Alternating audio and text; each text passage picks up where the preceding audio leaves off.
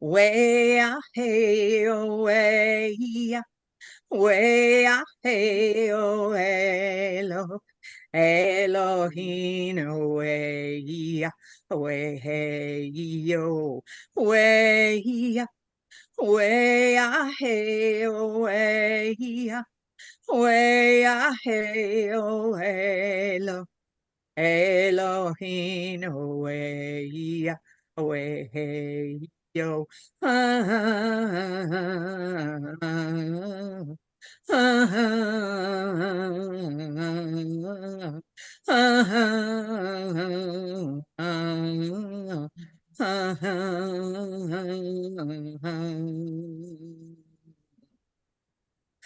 Way, way, way, way, hey, way, Elohim, way, way, hey, yo. Or, yay, we're recording. All right. Yay! This is unbelievable. I have to say it's unbelievable because it's the first time we were actually beat the clock by 10 minutes. Woohoo! Oh, I'm so excited to have I you on. know. We are I'm excited. You're alive now. Okay. Awesome. You might have been dead before, but you're alive now. Yay. All right. Awesome. The life of the internet. Oh, wow. Welcome everybody far and near to the Pork and Bean Show that everybody holds dear. Yes. The Pork and Bean Show is actually an amazing, even though we've only got like a couple of thousand people in our group, and we've don't get a whole lot of views on YouTube. We're still an amazing, powerful group of people because almost everybody in our group has some kind of friendship, family relationship with the Sasquatch people. And Yep. that is really profound in my opinion. And today we got Rev Valerie. Are you a Reverend? I sure am. All right. And her last name is Booker? Yep. All right. So welcome to the show. Thank you. I'm so excited to be here with you. And thank you, Arla, for setting it up. You're amazing goddess in your own house. I do love the goddesses. Yeah, I was thinking about that. I gave you a picture of a goddess today. I know, that was awesome. I just, from the first time I remember ever seeing a goddess symbol, it was like, oh yeah, I know that. I know that. Well, there's a So, story behind that. I actually saw her one time. The whole top of my roof opened up, and there she was in the stars. And she was awesome. in the shape of the Venus de Milo, which means no defined head and no defined Right. arms, no defined legs, but just this big body of breasts and bellies, and that was amazing. All of that abundance right there. And it's just everything is about birthing and nurturing and creating. Yeah, the Yeah. mother of everything. Yeah.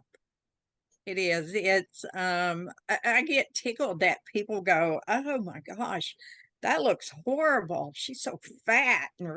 And I'm like, I love it. I love these depictions of her. It wasn't always in to be thin. If you had meat on you, you were much better also the than oldest. if you didn't. That's also the oldest deity on Earth. Yes. They find them in the caveman days. And honestly, to me, when I saw that, I knew the cavemen were having the same kind of an experience. The thing is about her legs is because she represents the will polarity, the soul polarity. She doesn't reach out and do things. She doesn't grasp things, right? She wills and wishes and wants for things. And so she has no, she's not like the manifester of things.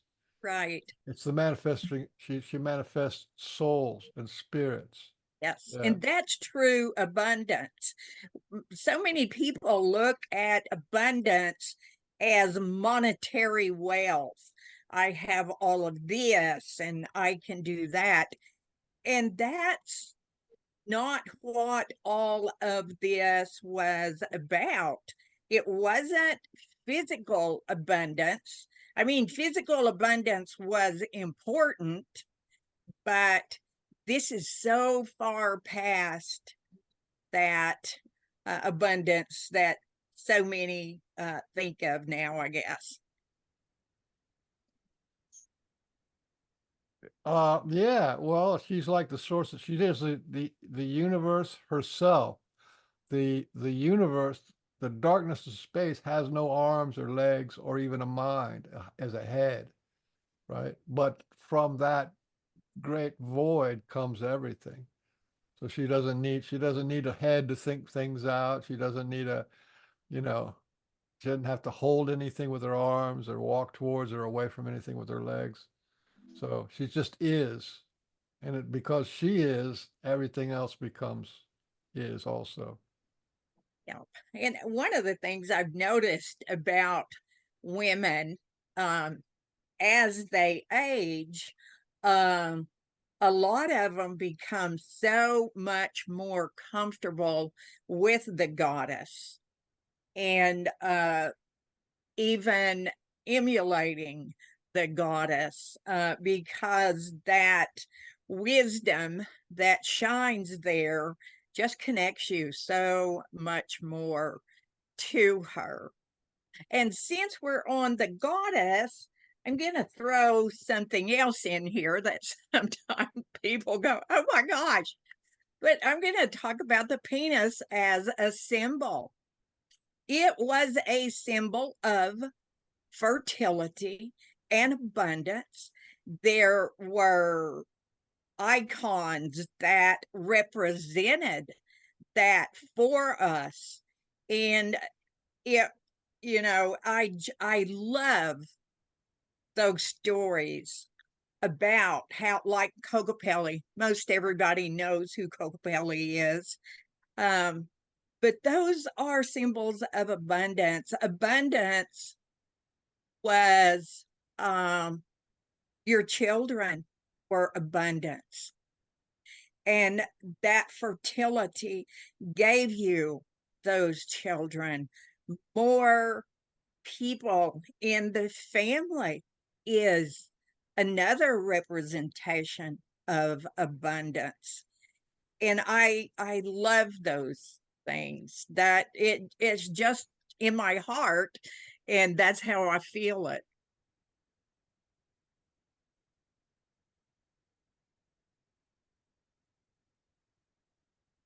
Oh, I'm going to show that picture. Awesome.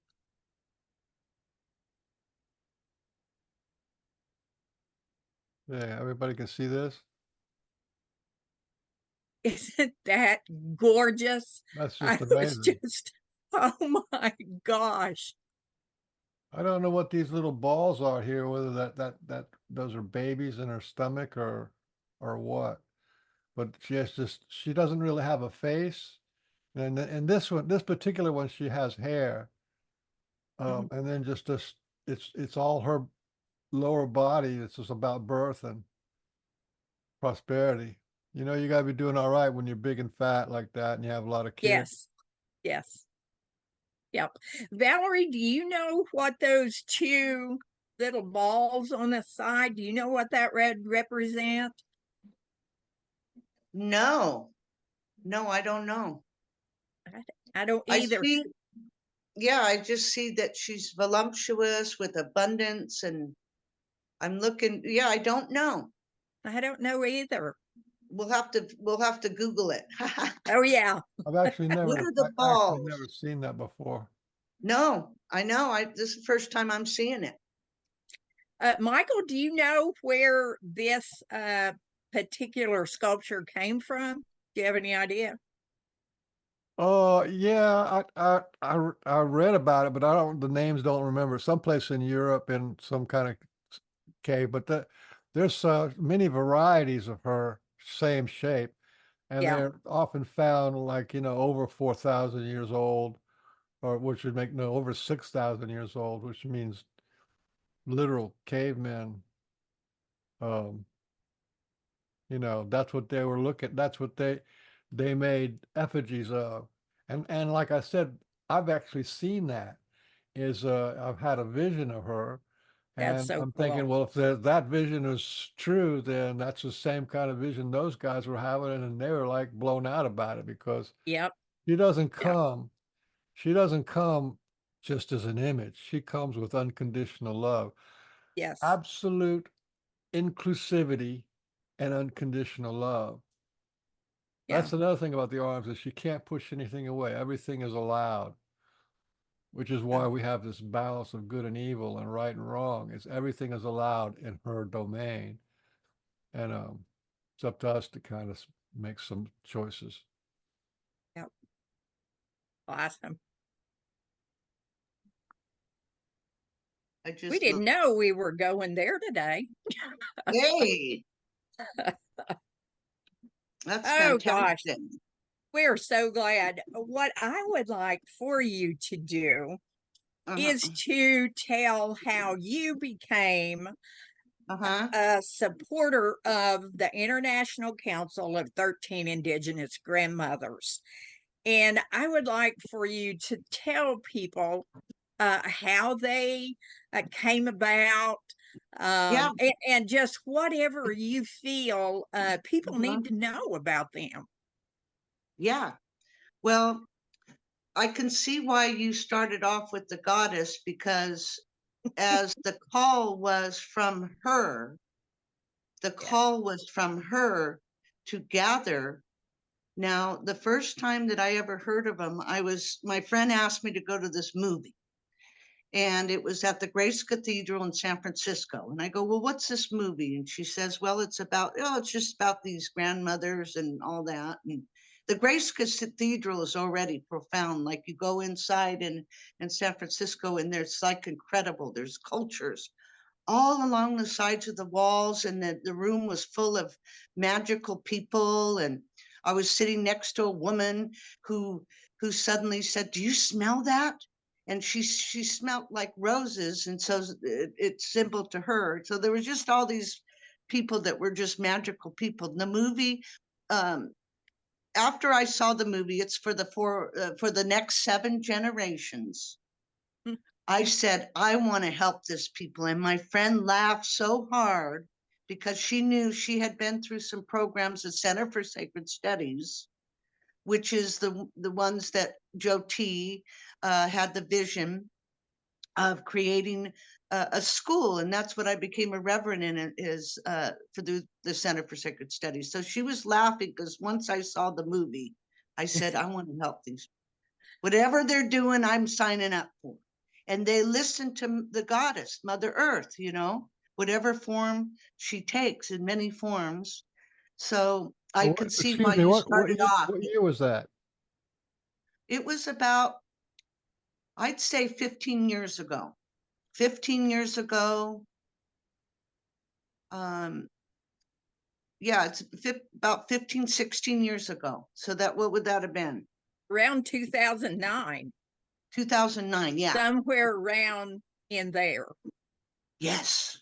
Because So I saw I the movie. remember when we went to grandmother Aggie's Yes. gathering that brought all the grandmothers, they had the movies there, Yeah. and Yeah. everybody was so excited to Yeah. get them because most people hadn't seen them yet. Yeah. And so I'm guessing it would be sometime around there, probably. Yes, you're right. Because then, as my friend, okay, she laughs and she sees a sparkle in my eyes because it woke something up inside of me. And then she goes, do you want to meet Joe T? And there were two grandmothers there. I think it was Grandma Beatrice Long Visitor Holy Dance and Grandmother Florida Mayo. And so we went up. I go, yes, I want to meet him, you know. And so I wanted to assist. So she introduced me to Joe T at that moment. And I said, I'd like to help, whatever you need me to do. And it took about a couple months before Joe T finally got to me, because at that point they had gone around the world, you know, many times. And Joe T actually was so dedicated that she had walking pneumonia for a whole year. And so people said, you need to go to a healing center. You know, you need to take care of yourself first. So I hadn't talked to her about probably 2 months. I said, when am I going to help? When am I going to help? So finally she did say, okay, I thought I was going to be like an assistant to Joe T or assist at the grandmother's gatherings. And then we end up looking at a place in Guerneville to open up the international you know, the office for the grandmothers and the Center for Sacred Studies. And I've been there since, and you've been there. Yeah. Yeah. The road from the grandmothers, what they do, and how when people go, there is just this thing that lights you up. And for me, you know, it was the same way that a friend had said, hey, these grandmothers at that time, there were some people who were bringing them to Kansas individually for workshops over the weekend, and you had personal time with each grandmother, which was phenomenal. And of course, my first one was Grandmother Aggie. And she put that finger in my face and she said, you got something to say and you better be saying it. And it was at that time that everything just totally opened up for me. It was the path that Kashima, my ancestor grandfather, Sasquatch, it was through them that he came, which just blew me away again, because I wasn't expecting that. So the energy that they have, and they're all like this.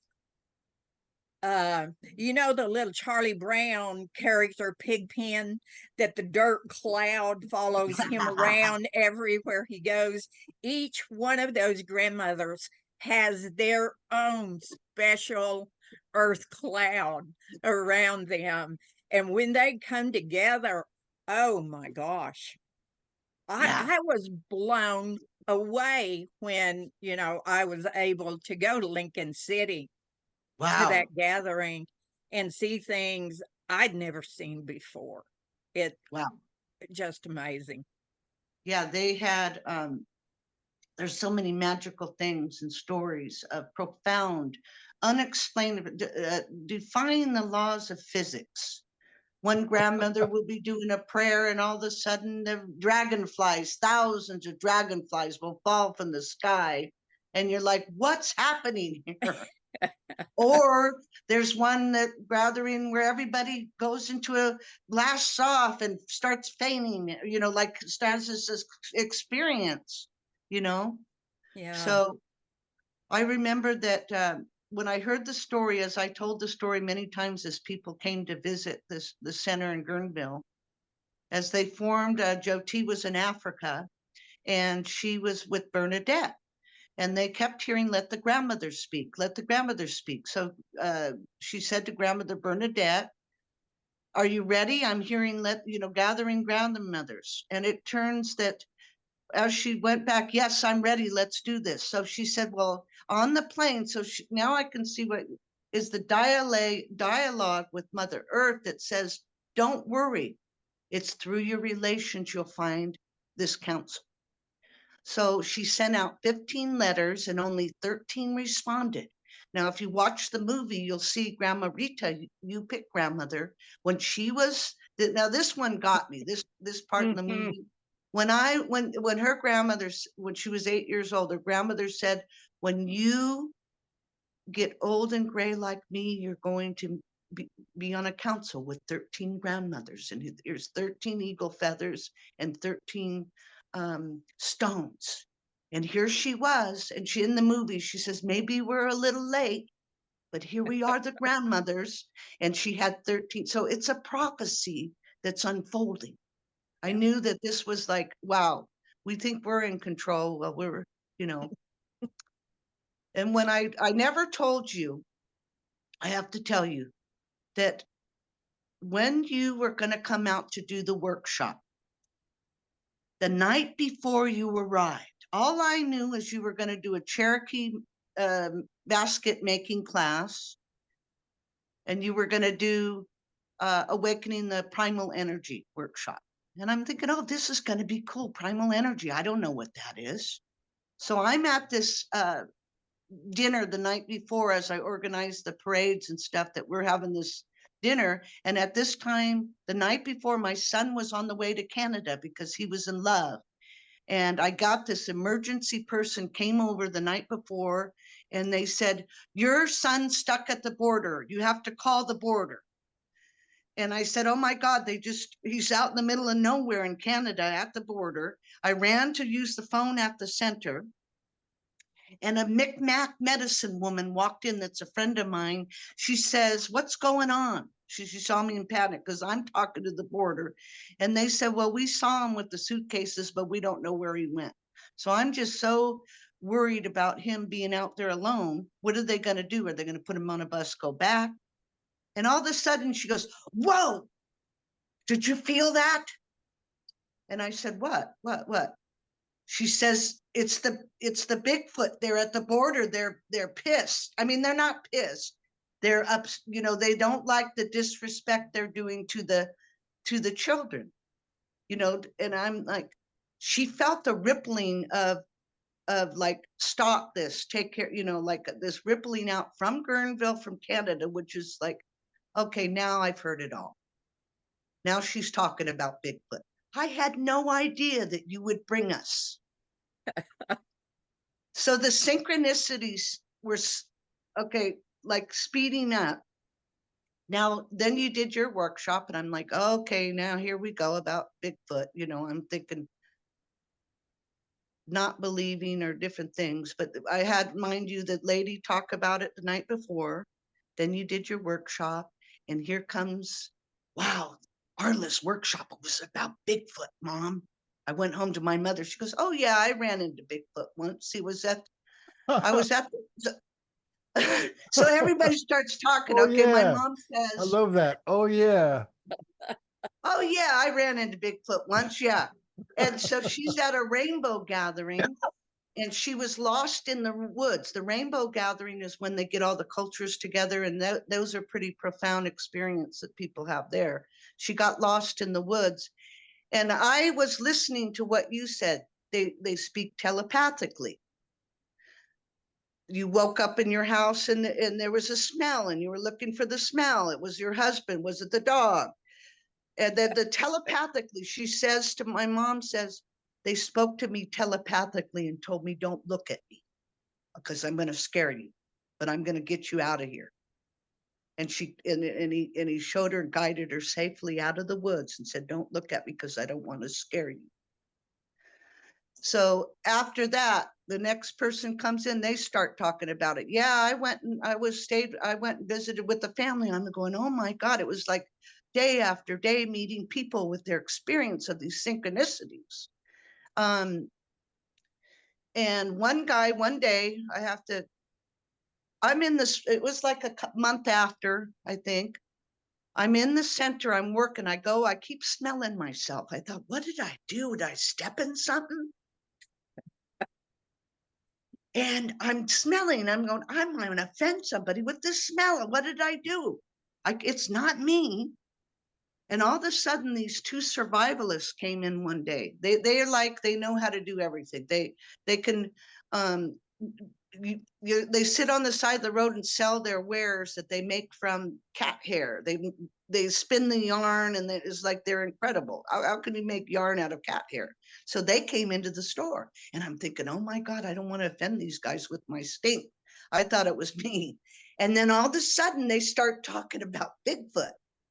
All this, they said we were at a camp one time, and here comes Bigfoot. And he came and he said, you want to learn how to go invisible? And of course, here it was again that they spoke with their mind to him. And the camp ranger was coming up and he goes, watch this. And they became invisible. So then I realized later in the day, my gosh, did Kashima come and visit me? Are they that powerful? They could go out of dimensions and be there invisible in the center, blessing me and blessing all the people there? Yes, absolutely. I think I sent you a note that said, thank you for letting Kashima come and visit. No, because I really think he was there. And so then I realized that they speak in synchronicities. It's like when you called me to be on this show, I was, oh my God, I'm so humbled. What am I going to talk about? Oh my goodness. And then all of a sudden, I had forgotten. The next day, I received this in the mail. I Whoa. forgot that I ordered a little. I'm like, oh my God, I forgot I ordered this. This is great. Then somebody comes in to the center and they start talking about these little things that we have, these magnets that have beautiful magnets that somebody made with their image on it. And I go, wow, I'm going to be on the show, the Pork and Bean Show. You got to check it out. And then she's talking, I'm talking about how excited I'm going to meet you guys. And all of a sudden she goes, well, I'm on this trip because I lost my father and he loved the Bigfoot. And she goes, after I got done talking, she goes, you're not going to believe this. And she reaches in her pocket and she holds out a little baby Bigfoot in her pocket. And this is like a week after you invited me on the show. And then I showed her this guy. So then another friend comes like a couple of days later and she starts talking about Bigfoot. And I'm like, they're communicating. They're letting me know. And I go outside and she's got her whole car full of Bigfoot stickers. Then we had yesterday, an artist came in and brought me this in. Oh, wow. And he's, Oh, wow. look at, he's getting with the mind. I mean, you can't make this up. No, no. You can't make this up. And then to top that off, here's a new t-shirt we have. Hanging with the Awesome. local. Awesome. So But awesome. I really realized that they spoke in synchronicity. And Yep, I yeah. was kind of asking we work with a lot of indigenous people that listen to Mother Earth. And I was asking the Bonpo, they're healers way before Buddhism in the Himalayas. So his son's there at this time. So yesterday I sent a note. Does he know? He's in the Himalayas. So I said, does he know about these beautiful creatures, the Bigfoot? And then he goes, he told his son, because his son has to try, yes, they have big hands and they also have big feet. And then he said that they can help you. They can help you with anything.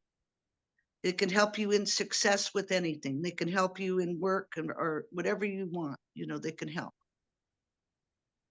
So Isn't that amazing how that synchronicity just shows itself? And yeah. For me, I walk around in awe all the time of this universe that we live in. It's and yeah. with them, oh my gosh, being connected to them, and you hear people talk about it all Yeah. the time. what happens. And Yeah. it's just awesome, you know. Well, I have to thank you, Arla, because you listened to Grandma Aggie and you weren't afraid to talk about. I mean, you went forward and you started teaching people about it, and it comes with a lot of, oh, you're cuckoo, oh, you're this, oh, you're that, oh, here come the kooky bands, the Loon Tunes, when you start talking. But you opened up a whole new world that we don't know everything. And these beautiful beings, I'm so happy that you told me about that movie too, that you were the Flash of Beauty and Yes. the man that was healed from cancer. Yes. There's no limits of their power. No, there's not. It, it amazes me when I was asked to be a part of that, I had no idea how that would go. I knew Uh-huh. that I trusted Jill and Brett. I did not know them, but I Wow. had this immediate trust in them at that point. Now, I guess 4 weeks ago, they released an interview of me, Ah, oh, and really? it's been posted. It and it I talked some in it about what happened with Rick Taylor when he was with me and saw the family. Yeah. Well, what I've talked about on there, this just humbles me too. Oh my gosh, so far I can't even express it. When the last I looked, over 42,000 people had listened to that Oh, interview. oh, I wow. it I just I just can't, Oh, and then Rick, his uh-huh. interview, and it's a lot of it is talking about what happened while he was with me and stuff. It's over 120,000 Oh, views of viewing them in a totally different way than a oh, lot of people, oh, have that's done. such a blessing. Yeah, and that's Now, what we're here for, really, to Well, get that side of the Sasquatch out. yes. yeah. And And I love that you, that's what we do. I yeah, mean, we don't have this huge number of people watching, but if we have one no, person, just yeah, one, yeah. that Well, grasp, it's all like seems so perfect because we weren't ready. We weren't ready to really know until the Pork and Bean show came and you came to talk about it, write your book. I mean, because it was like people make fun of it. I remember when I was making fun of it because I've been trained. Oh, this isn't real. Oh God, this grandmother came and she was talking about the Bigfoot. Well, I met Bigfoot. Well, and then there was the show at the same time.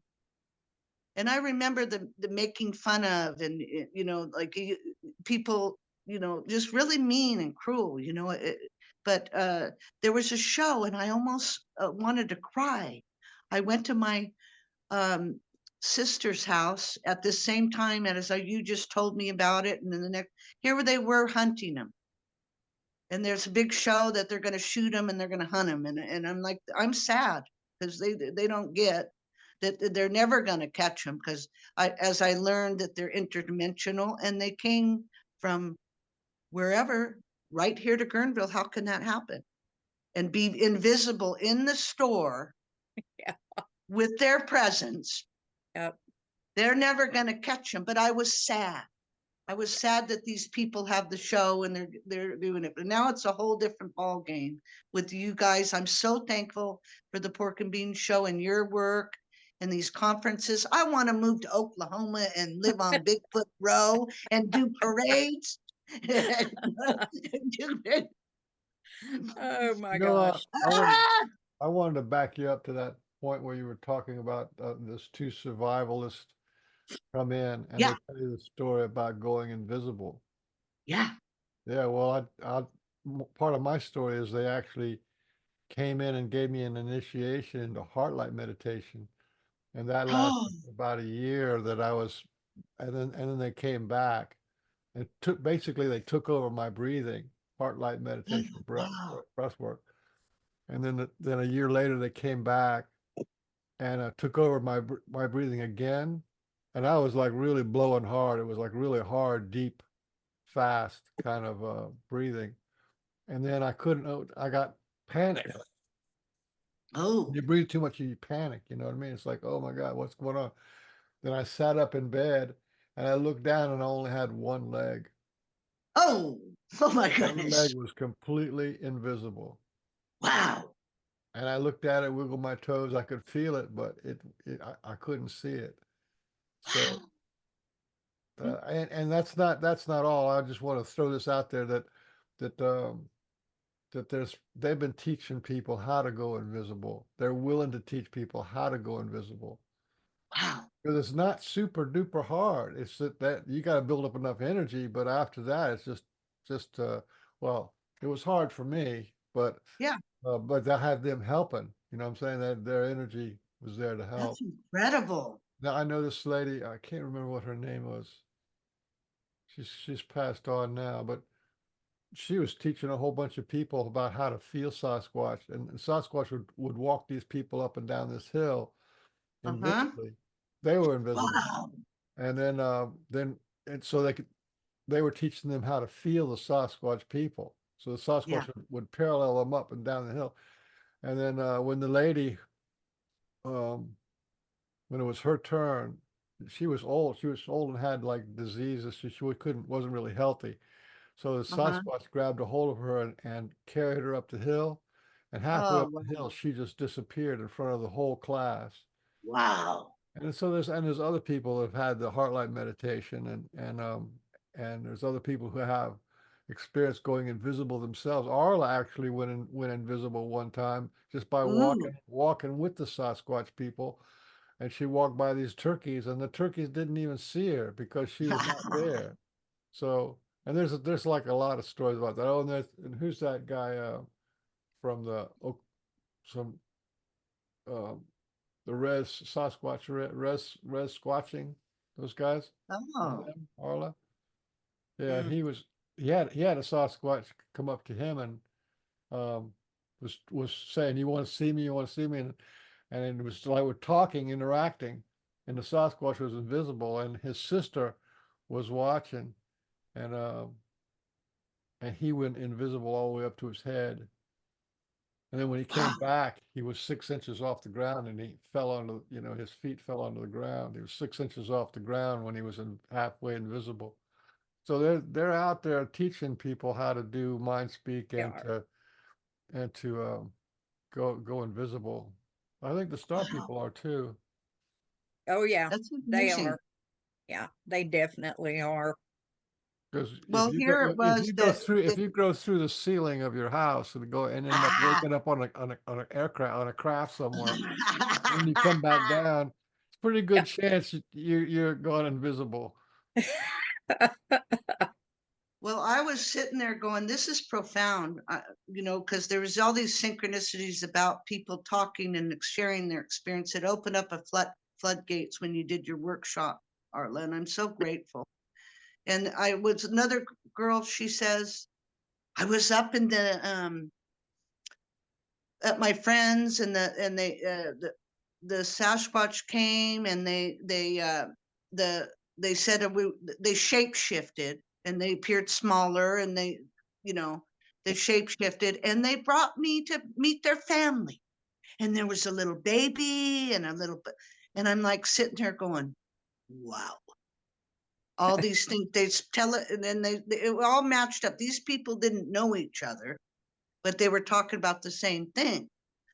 They had the family very family oriented and it related to very respectful and that they were kind of like made a warp speed thing that went from the Canada border all the way to for this Micmac woman that really speaks.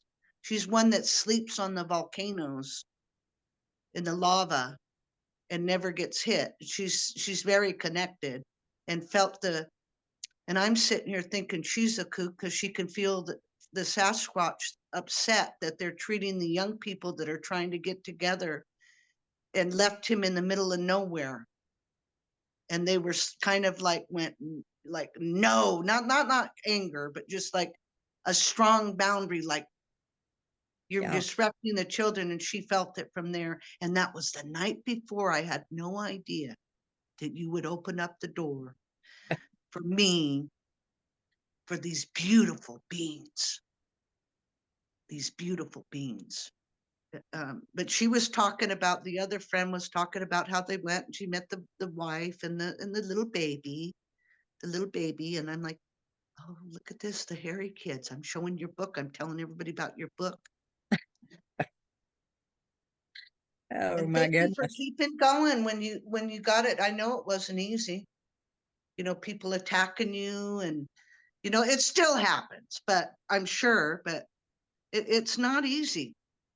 And it's still to this thing I'm talking about, to some people, they start opening up about their experiences and they're very humble and grateful. But then you have that we're trained to go, oh, this is fake. Oh, yeah, right. You know, but I was so grateful. It opened the door to the fairies. It opened the door for interdimensional beings, the Council of the Unicorns, the fairies, and all these interdimensional beings. And the orbs.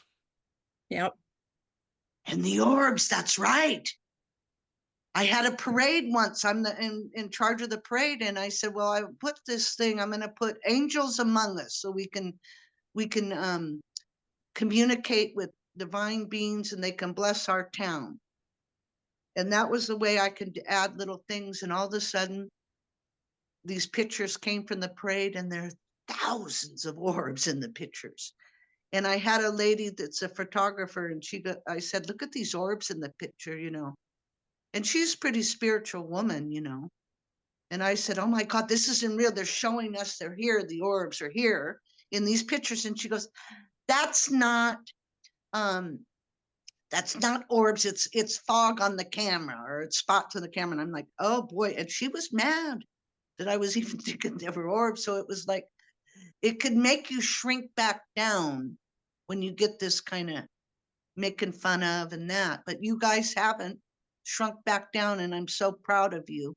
And I love that when I saw that you have the show, and it's not, it's like it's purposely meant for this time. So more and more people can go, yeah, I'm not afraid to say I had an experience too. Yeah. And these are beautiful, magical beings that are here to help us. I just saw yesterday too, speaking of synchronicity, have you ever heard of the channeler Bashar? Yes, I have. So here comes another synchronicity. Just before I'm going, I'm all excited. I'm nervous about being on the Porcupine show. This is big time. Yep. No, I'm serious. I get to meet beings.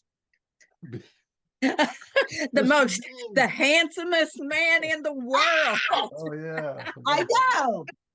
But here comes this post on Bashar. Yeah. And it says, now I don't know if this could be the phones hearing me talk about it. I don't know. And then it suddenly comes in your feed, but no. Here they're saying, they're telling me, and they're speaking to me, the Sasquatch, through synchronicity. Yes, This they is are. real. And so Bashar's saying that they were the original, they were our brothers and sisters and family, and they were the original ones. We before they had DNA with us, that they're what we would have evolved to if they didn't mess with our DNA. So, you know, one of the things that I've seen through the years is that there is even misinformation from people who channel and from people who are psychic and bring information about the Sasquatch or the Bigfoot and where they came from, what they did. you know, how they got here.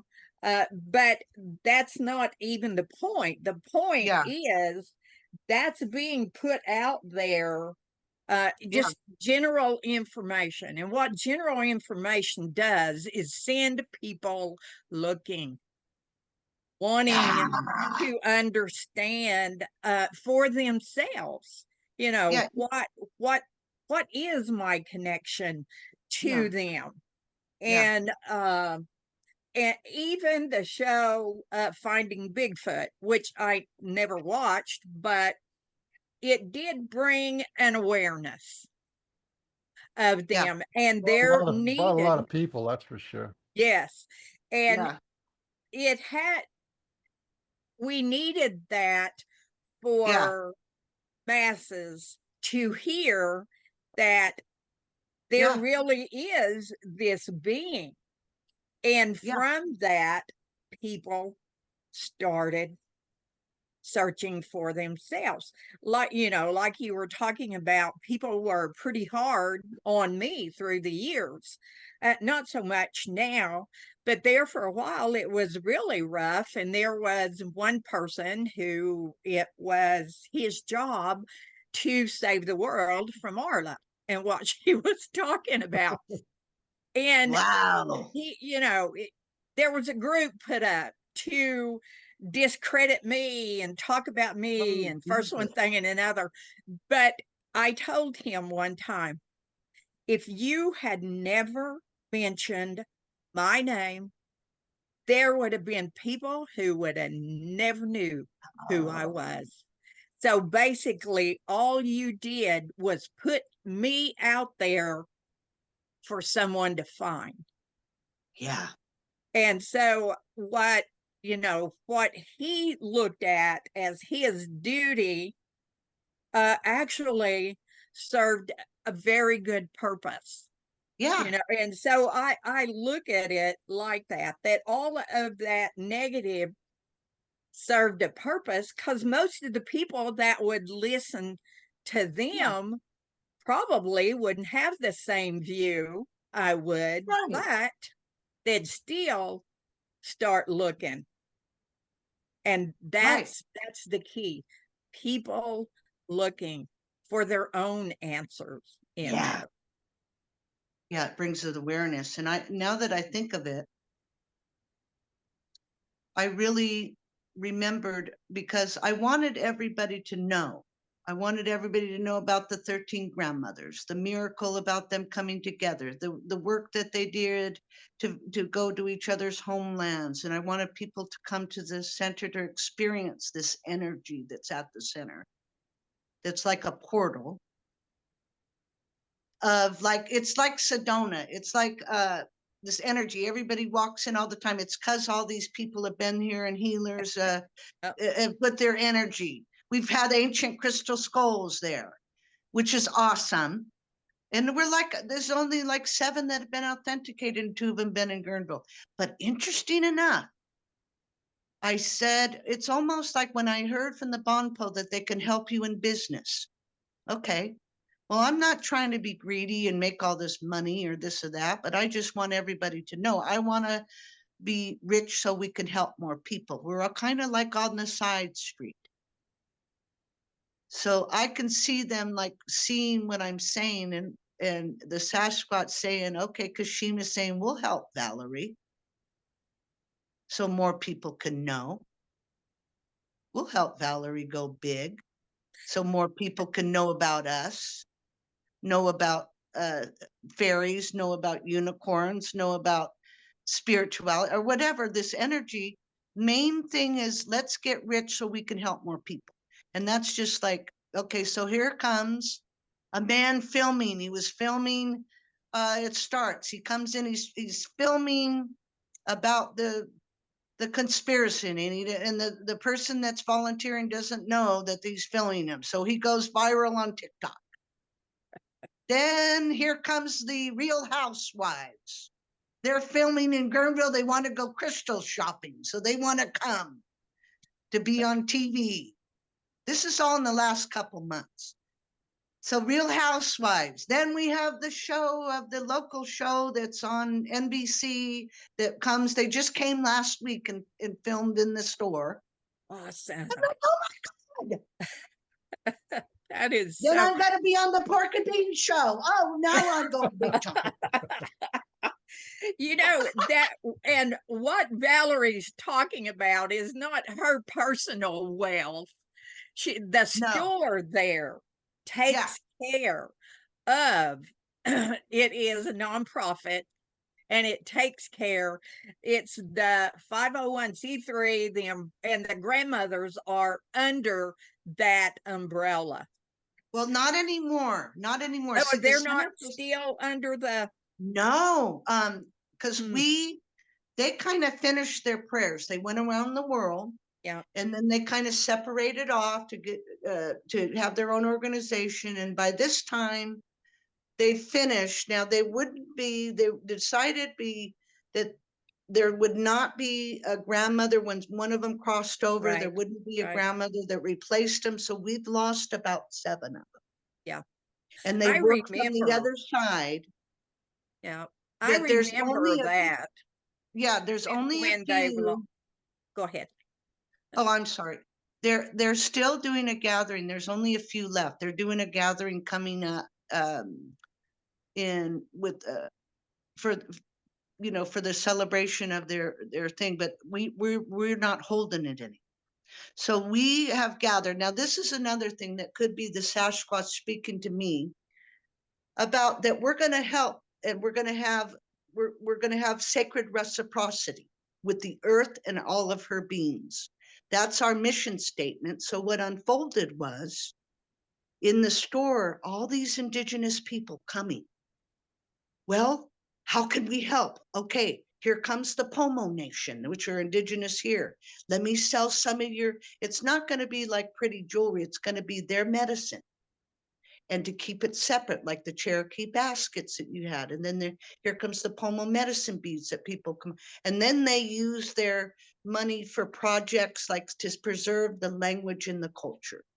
And so the Shuar tribe, the Aka tribe from Thailand, they all had something in common, and they were sent to me so we could sell their items. So the store, like one girl just ordered on our online store, she bought things from all these cultures with sacred reciprocity. Preserving their language and culture were very important. Hmm. To preserve that language of the way they communicate with Mother Earth. And that's why I think he started off with the goddess, because that's very important. And that's what our school is about. How more can we deepen our connection with Mother Earth? So the one that really is active now is Grandmother Florida Mayo. She's so awesome. She has a seed temple in New Mexico, and I think she's kind of holding that, her and her daughter and a few of the other grandmothers that are still here, because we've lost half of them. But I just wanted to say that we're not holding. Now we're on to the store unfolded. We're working on helping more people with these. We just finished with the Shuar tribe. We had an elder from the Shuar tribe. He's an Uashin. He's a healer and a chief. And he came to the center, and he came in, and I said, well, what can you leave me to sell? And we'll help sell it. And he had the same mission, preserve this. They were losing the Shuar language and the culture. So just in December, with everybody's help, and I make sure they know we just finished a cultural center in the Amazon, in the Shuar, and they have a teacher to teach the children the Shuar language. So Wow. this thing that they want, I think that the Sasquatch are guiding me. I ask for their help. Please guide me so I'm in right relations with people. I'm holding as best that I can the protocols of every nation, where it's not cultural appropriation. Where do you get your sage? You're not raping a lot of people that go, and they don't mean to. Sometimes they'll pick sage, and they'll take all the sage in California and then sell it. And that's not okay. But all these lessons that I could help people teach of how to really make relations with Mother Earth. Yeah. That's amazing. And it all started because you saw something and you said, I want to help. I I want to know. help. And that is just, and the store there in Guerneville is amazing. It is. It's been so long since I've been there. I had talked, Joe T had said, oh, I guess a month or so ago that, hopefully I would get to come back out to Guerneville. There's just so much going on and so much that needs to be done. And she and Darlene both are Yeah. spread here, there, and everywhere. And if I'm supposed to be back out there, I know I will. So Yeah. I'm good. I'm good with that. Yeah. So, but this cultural uh, reciprocity, it is so important, and it's important for Indigenous people around the world. And, when I talk about that International Council of 13 Indigenous Grandmothers, people get the idea that I'm talking about Native American people, but that's not the truth. These are grandmothers from around the world that have made a difference. And it's just amazing. If you can get the movie, it's wonderful. Can that still be ordered through the store, or how do they get that now? For the Next 7 Generations is the name of it. And you might, I think it's even free on YouTube. For the Next 7 Generations, Okay.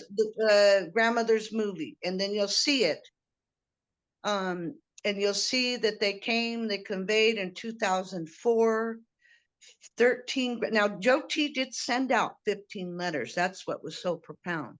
So they came from Japan, Brazil, Africa, the Nepal.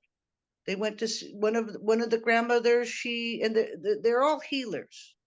They're all healers, and they all have special, Mexico, Mexico. Oh gosh, Okay, the Celeste. Amazon,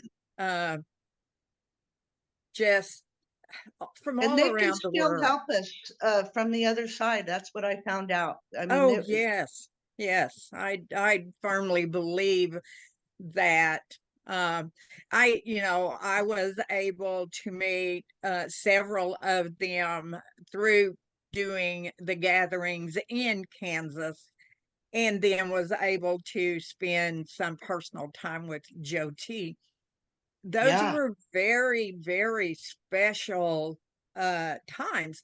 I know with Grandmother Aggie, when she was there in Kansas, and had already told me, you got something to say, you better be saying it. Oh my God. It was at that gathering that the peace song came Oh. to me, was gifted to Oh me. God. That song too are we able to sing it? Are you able to sing it? Now, I oh wanted to yeah, hear that song yeah, right now, I can do that. because that Way, ripple. way, hey, way, way, hey, hey, lo, Elohim, way, way, hey, yo, way, way, hey, way, way, hey, hey, lo. Elohim, away, away, yo.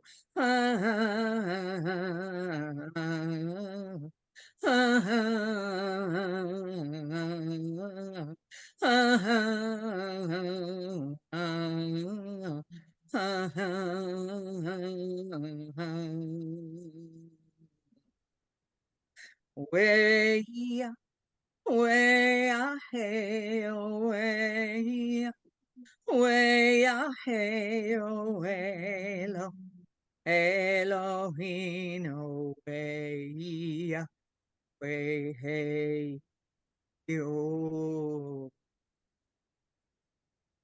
Oh my God. Wow, I that just was got a beautiful. download. I just got a total download. If anybody wants to connect with Sasquatch and bring him into your life, Mhm. you sing that song, you learn that song. I got full body chills. There's a communication in your song that connects you to them. There is. There very definitely is. And that was when Grandmother Aggie was smudging everybody and blessing everyone towards the end of her gathering in Kansas. That song just came. And I was trying not to let it out because I didn't want to be disrespectful with what she was doing. But it was like, I'm not sure I can not sing this song. So I started backing away and I ended up getting quite a ways away back behind everybody. And I had to let it come and I sang it very low, way, very low, trying so that I wouldn't interfere with anything. And all of a sudden, her head went up and she looked out over the group and she said, "Sing louder." Wow. So I was like, oh my gosh, I don't have a choice now. But I think that song is about peace, but it is about that knowing, that love, all of that connection. It emanates love. I can't sing it if I hold anything in me against anyone or anything. I have to empty out. And Mm. I think some of them from the Center for Sacred Studies took that song to, I can't remember if it was to Africa or where they were working with children and were using that song. I have seen that song melt hatred, literally. And that happened when I was speaking at a conference. A couple had wanted to interview me, college kids. This group of people who had been harassing me for a while, when they saw me leave the building and go down, they all followed me. Some of them on their big ATVs, and they circled me where this young couple was going to video the interview. Well, the young couple had asked me if I would mind to sing that song because I opened that conference with that song. And I told them, I said, I would love to sing it. Well, one of the women that was with that group that had been following me around, she got right behind the guy that was videoing. And she was looking at me intently with hate and was smirking and all Wow. kinds of things. And I thought, I can't sing this song if I have anything in me that Wow. I shouldn't. And so what I did was I sang that and I directed all the love that's in that song to her. Oh man. She dropped her head, turned around, and walked Oh away. my. And it's not me, and it's not my song. So, it wasn't me that caused her to do that. It was what that song represents. And that song came to me at Grandmother Aggie's gathering. Well, now I see the connection of the, as I felt my experience, as I closed my eyes, I had a full body rush. So I could feel like if we speak about when the Sasquatch come and you feel this love and this full body rush of goosebumps and just this beauty. Mm. And it brought me to a place. I'm like, oh my gosh, they gave you the song. If anybody wants to, I'm thinking of it like this card that's using the mind. And a couple times, it wasn't the first time, but this was very intense. In this show, I can feel their presence, but that just brought me, whoa. And I got tears, like, you know, when you get tears in the corner of your eyes, it's not sad. It's like joy. It's Yes. like right on the tips, little tears from your beautiful song. Yeah. Those are heart tears. Those are tears that come from the heart. Heart tears, yeah, because I felt the love, and I remember that now I connected that we would practice your song when we learned it. And that's probably what brought Kashima to visit. Will you learn the song? I'll come and visit and give you my presents. And I'll stink up the store, but that's okay. Because you'll know I'm there. Otherwise, you won't know I'm there. Now, if they didn't have a smell, I wouldn't have known. So he might have been invisible all day long, and I don't know. If they wanted you to know, you would know. Yeah. Yeah, they were like, how can we get her attention so she knows? Let's do this. Yes, that'll get her attention.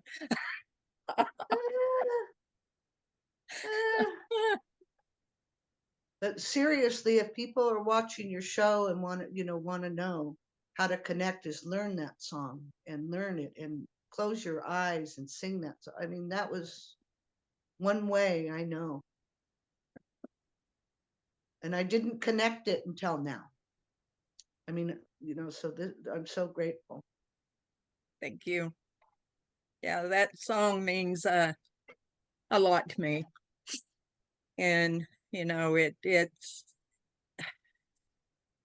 just for, Grandmother Aggie to poke that finger in my face and say, you got something to say, you better be saying it. I told her, I said, I sat there and watched her, and I watched my grandmother talking through her. It was just like watching my grandmother all over again. And that was so special. Well, was it that they came back is it after that they came back to visit? Kashima came and said, yeah, it was after the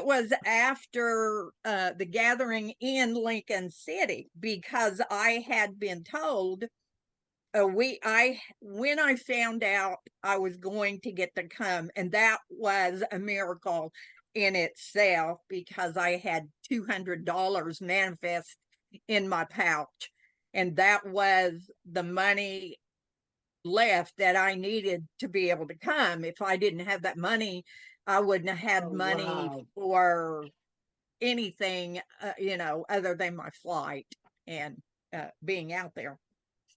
So, and it was when I came back from there. But during that week, each morning I decided that I would go out and say prayers and have a little gratitude ceremony. And so to get ready for that, I dug a hole and I put the dirt from the hole in a little mound off to the side of the hole. The hole symbolized for me the womb of the Earth Mother. And so I was going to gift the Earth Mother things through that week. And I would take out something that I wanted to be blessed and put it on the dirt mound, which was like an altar. And so about, I don't know how many days in, I'm getting pretty pious I'm going out there this morning, I'm going to the west, and I'm going to come in from the west, and I'm going to face the east, and, I'm going to do all this stuff. Well, ever how many days it was, I'm still in my piosity that morning. And I get up to where I sat there in front of the mound and my hole. And on top of the mound is a dollop that looked like a dollop on top of an ice cream cone. Wow. It looked like the part of the ice cream, but it was coyote poop. Oh my God. So and anybody who knows me has heard me say that, I am connected to Coyote. He is the king of buttectomies. And that is, he comes up behind me and bites me in the butt when I need, to hear what he's got to say. So who better than to leave me poop on top of that altar than Coyote? Now, to a lot of people, that would sound like that was very disrespectful. No, it wasn't. He spoke to me in such a strong way. When I saw that, I knew immediately, and I just busted out laughing. And it was like, okay, I totally understand, you know. And so, but during that week, I was told that while I was at the gathering, a door would present itself and it would be my choice to walk through that door. And if I did walk through that door, people would say, how can you work with that energy? And so I knew at that point that whatever it was that I could choose to work with was probably not going to be easy, and especially bringing it, with other people. So I think it was on Thursday night when grandmother Searing, who was actually from Tibet and she had to leave. I always said oh my gosh, her energy was so sweet. But she was a grandmother that could walk softly, but she carried a big stick and she carried a powerful message. We watched her, I think, first that day. Now, what they did there at the gathering, it was down on the beach at Lincoln City, Oregon. They had a huge cornmeal circle that everyone stayed behind, and the grandmothers were then inside that, and their teachings would be done there for everyone to listen to. Well, the next one after grandmother Searing was grandmother Amabombo from Nepal. And, from an Oklahoma girl, a country girl, I had never quite seen anything like grandmother Amabombo. She could channel Kali and Hanuman. Whoa. And we wanted to get there early so we could get up close so that we could see her, very, very well. Well, we got there, we got our place, we were right on outside the cornmeal circle, and we're sitting there waiting. Well, they start bringing grandmother Amabombo's things in, and they bring this big piece of plywood and place it not 5 foot from where we're sitting. And we're like, wow, I wonder if she's going to be there, or, what's going to happen here. Well, they brought her out. She's magnificent. And they put her rugs down. She was sitting on that plywood and she was drumming. She was literally coming up off of that plywood. We could see daylight between her and the plywood, and she was sitting down on that plywood. And, you know, my heart is just like about to burst. It is just so wonderful. And then she starts saying, "Come, Collie, come. Come, Collie, come." And I'm like, oh, I don't know a whole lot about Collie, but what I know about Collie, I'm not sure if I want her to come 5 foot from me. So, Oh my but gosh. Collie did not come, but Hanuman did.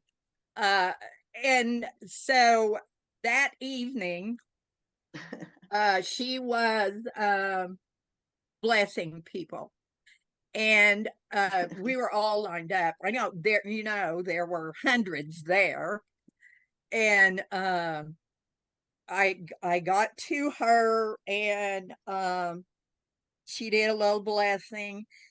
And while she was doing it, energetically, I was literally vibrating. I got up, Wow. I walked away from her, and I got off and I sat down, and it just came out of me. I don't know what this door is that has been presented to me, but I know I'm supposed to walk through it. And so, in my mind, symbolically, I walked through that door.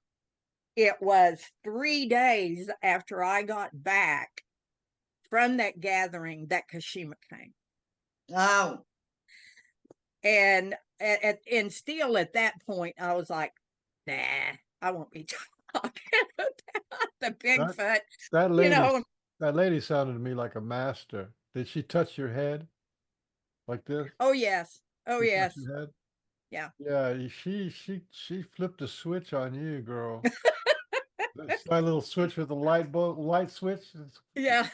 Okay. That's so, you No, know, that's it, because it's like and she did it through the power of Hanuman, which is the sort of the over soul of the yes, Sasquatch people. yes, there's a And man, synchronicity there too.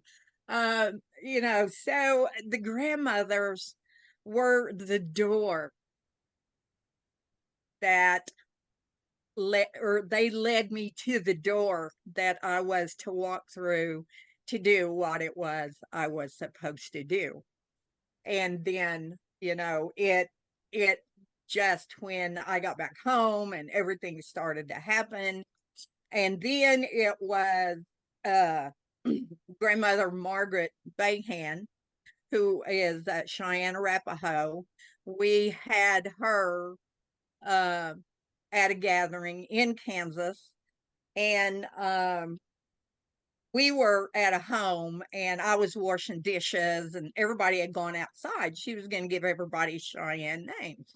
And of course, I'm the Martha, and I'm in the house, and I'm doing dishes and getting things cleaned up. Um, and she comes back in the house. She steps inside the back door, and she said, "Do you want a Cheyenne name?" And I said, "Well, yes, grandmother, I do." And I said, "But let me finish these dishes, and then I will come out." And she said, "Do you want a Cheyenne name?" And I said, "Yes, grandmother, I do." And so I just stopped and I went out, and I cannot say it in Cheyenne. It's something like a and what it meant was woman who goes down the road. And Wow. it was at that point that my traveling started. Wow. She already knew that, you know, I was going to be up and down the road. So, Wow. yeah, and it was also at grandmother Margaret's where I spoke in a public setting uh, about Kashima. She had asked me if I would, she was going to take a break, and she asked me, she said, "Would you speak while I'm resting?" And I'm like, "Oh, grandmother, I don't know Oh what my I will gosh. talk about." Oh my And gosh. yeah, but she said, I would like for you to speak. Wow. So and some of the girls, I was like, I don't know what I'm going to talk about. I knew, and I had taught workshops of different kinds for years, but this seemed something else. And Yeah. so one of the girls said, "You're going to talk about Kashima." And I said, I don't think so. Well, I sat down and said my prayers, and I talked about Kashima. And it was there that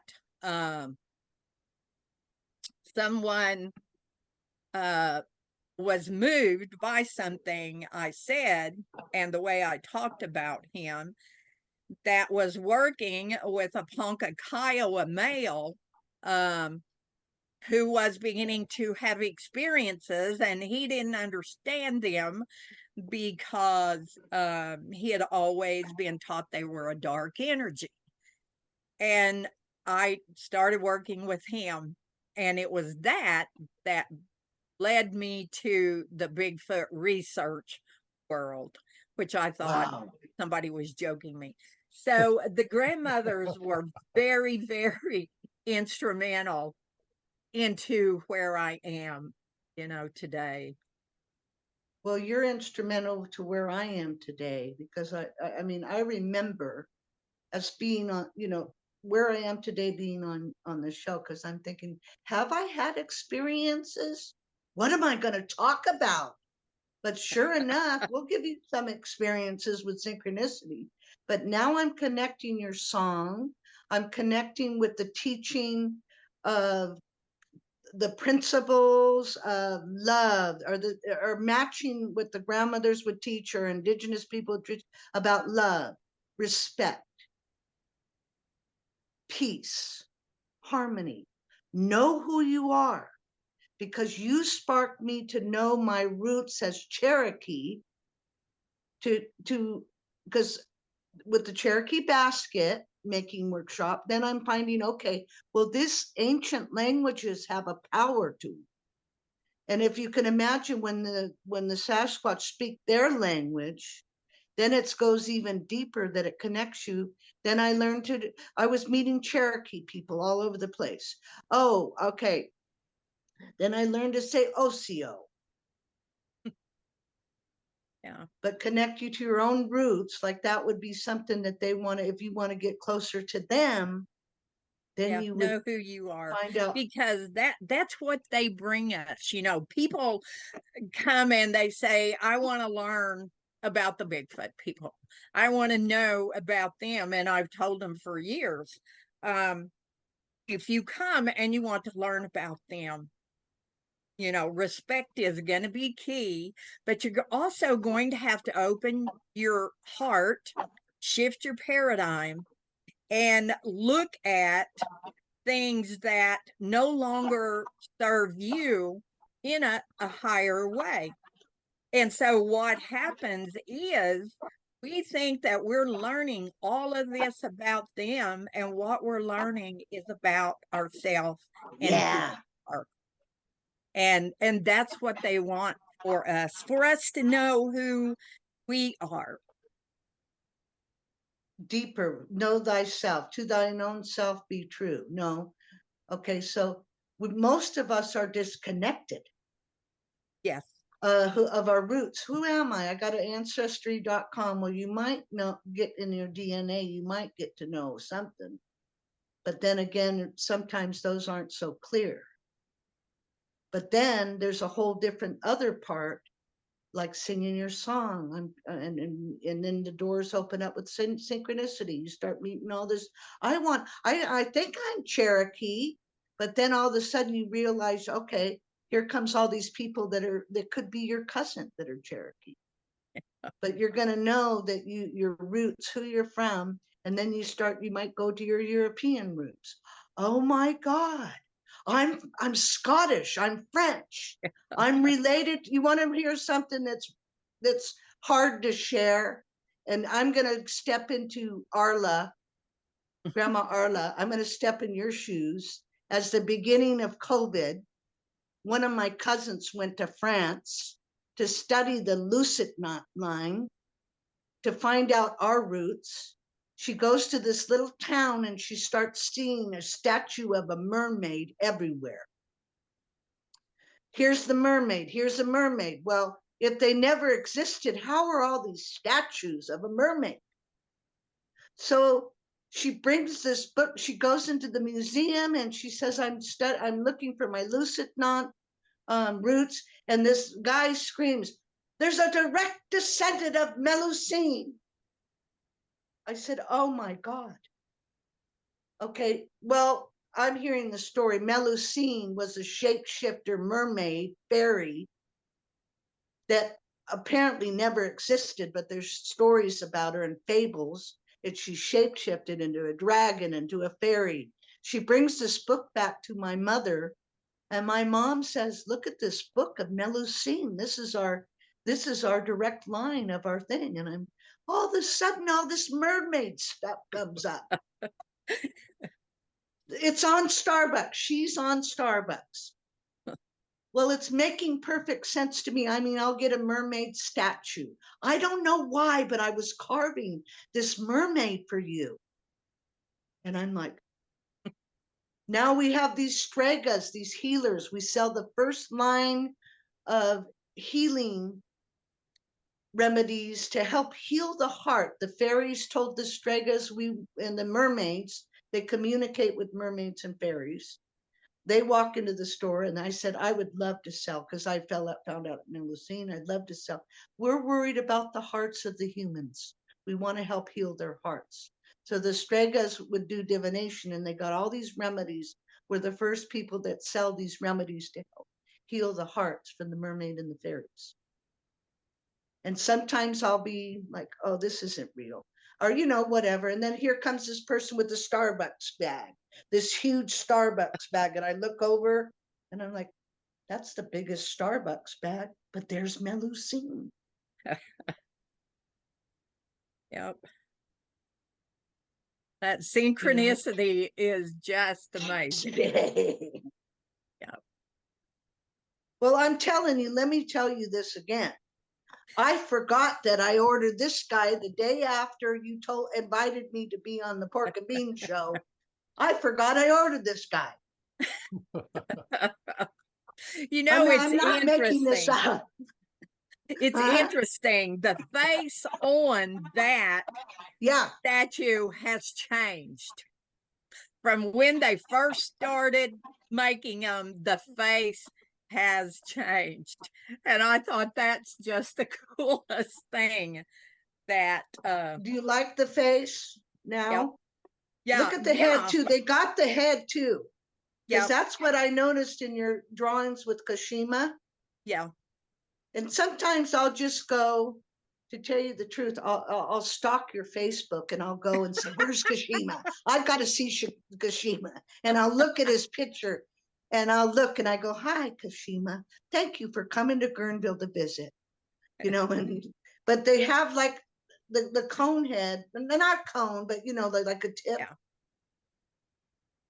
They're almost like long heads, like the long head from Peru. Wow. The Paracas, Peru. And there are many other long heads. Now, not all of them do have such an elongated skull, but there are those that do.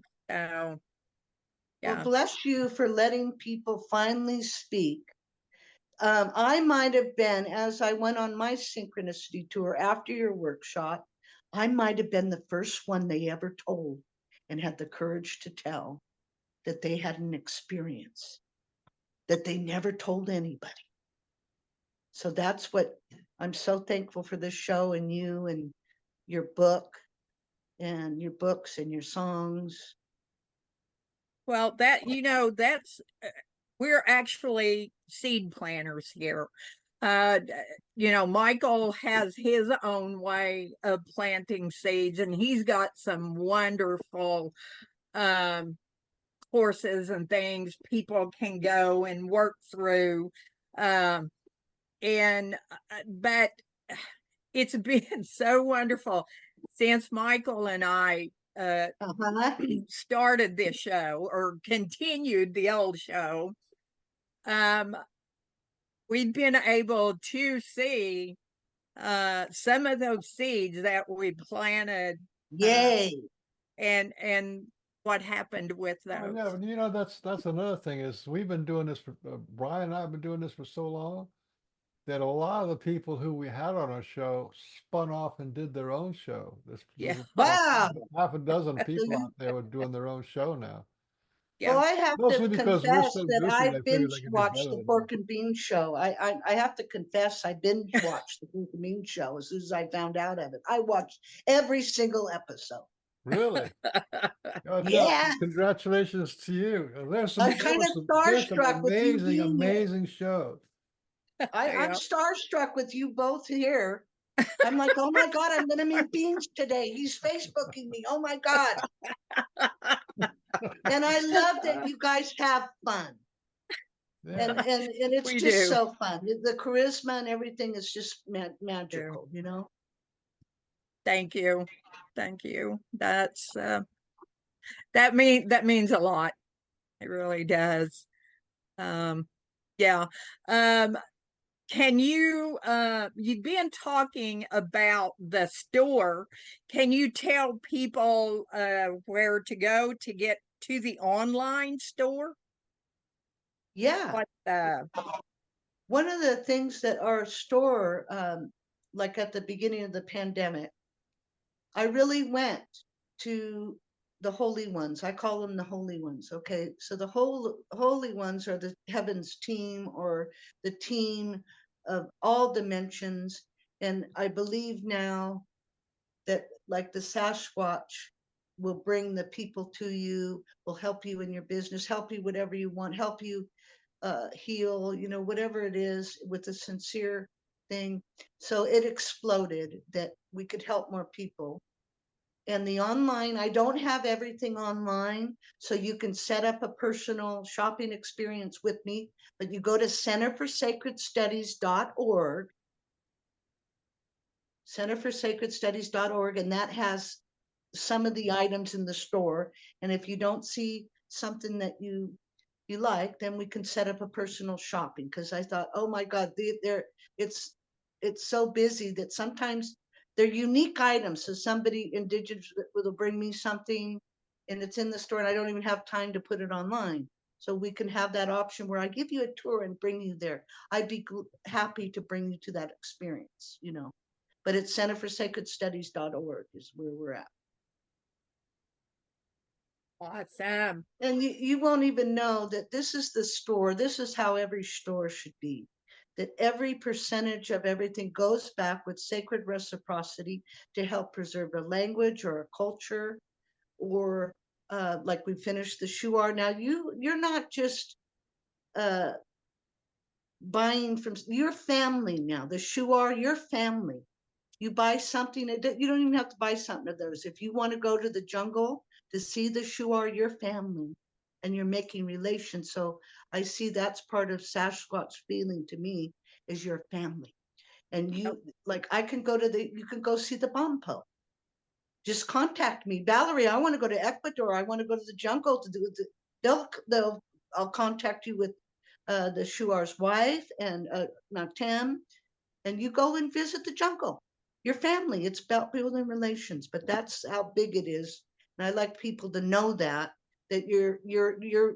It's kind of like our ministry training program. You become a walking prayer for the next 7 generations. Every step that you take is it thought out that you leave a place better than you found it, but that you're buying like as we are a church. Wait a minute, let's give something back with sacred reciprocity. When they give a donation, you get a little crystal or sage. I had to look at farm grown sage to honor the different medicines so that they're not taken in the wrong way. So I'm very thankful, you know. You're holding down an amazing amount of energy. You know, you're just holding a correctness for a lot of people. They don't maybe even people that don't even know you, don't even know your store. But thank you for holding down that Oh energy. my God. Thank you. Thank you. Thank you. Thank you. This is my life. This is my, um, I'm dedicated to to this mission. And that's the Center for Sacred Studies, why they caught me and I wanted to do everything they were doing, all their programs, because they listen, our spiritual director, Joe T. and Darlene, they listen to Mother Earth and everything that she instructs, directed instructions that led her right now, which Joe T is 76, was told, to go meet with the mamos of the Kogi of Sierra Nevada, Colombia, because almost word for word, now the mamos are the spiritual leaders. They're in a cave when they're in the darkness until they're 18. They know that this is the next one, because can you imagine that you're in the darkness and you're taken care of, but you are listening to Mother Earth fully. And then they're 18. If they're not ready to come out, they don't come out. Now, these people actually came and found our Jyoti at a grandmother's garden and said, please come to the top of the world. Luna's a movie about him. The older brothers. She went and traveled up there on a donkey. I said, my God, I can hold down a store if she could go and travel a donkey up to Columbia, Sierra Nevada, but they want us to return to the original principles. And that's part of it. Hey, the store's doing that. Sacred reciprocity with love, you know? But I'm humbled and I'm thankful that you recognize me and you see me. I got recognized by beings and that made my year. The bean stamp of approval.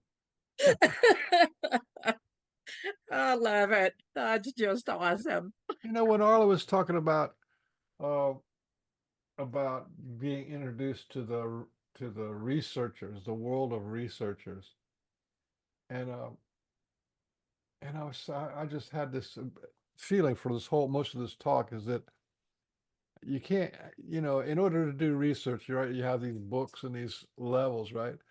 You have to go to the top shelf for the Sasquatch people. And for the goddess energy. You got to go to the top shelf. You can look down here at monsters and demons and fairies and these all these kinds of things, but you got to go up higher to the heart center, and then you got to go higher to the peak. I and my father are one. I and my brothers are one, and that's the door that they're opening to humanity. Is this feeling of oneness and this unity, and that's what the mothers are doing. They want that feeling of unity. This is top shelf stuff. This is God level stuff, right? I and my father are one. I and my brothers are one.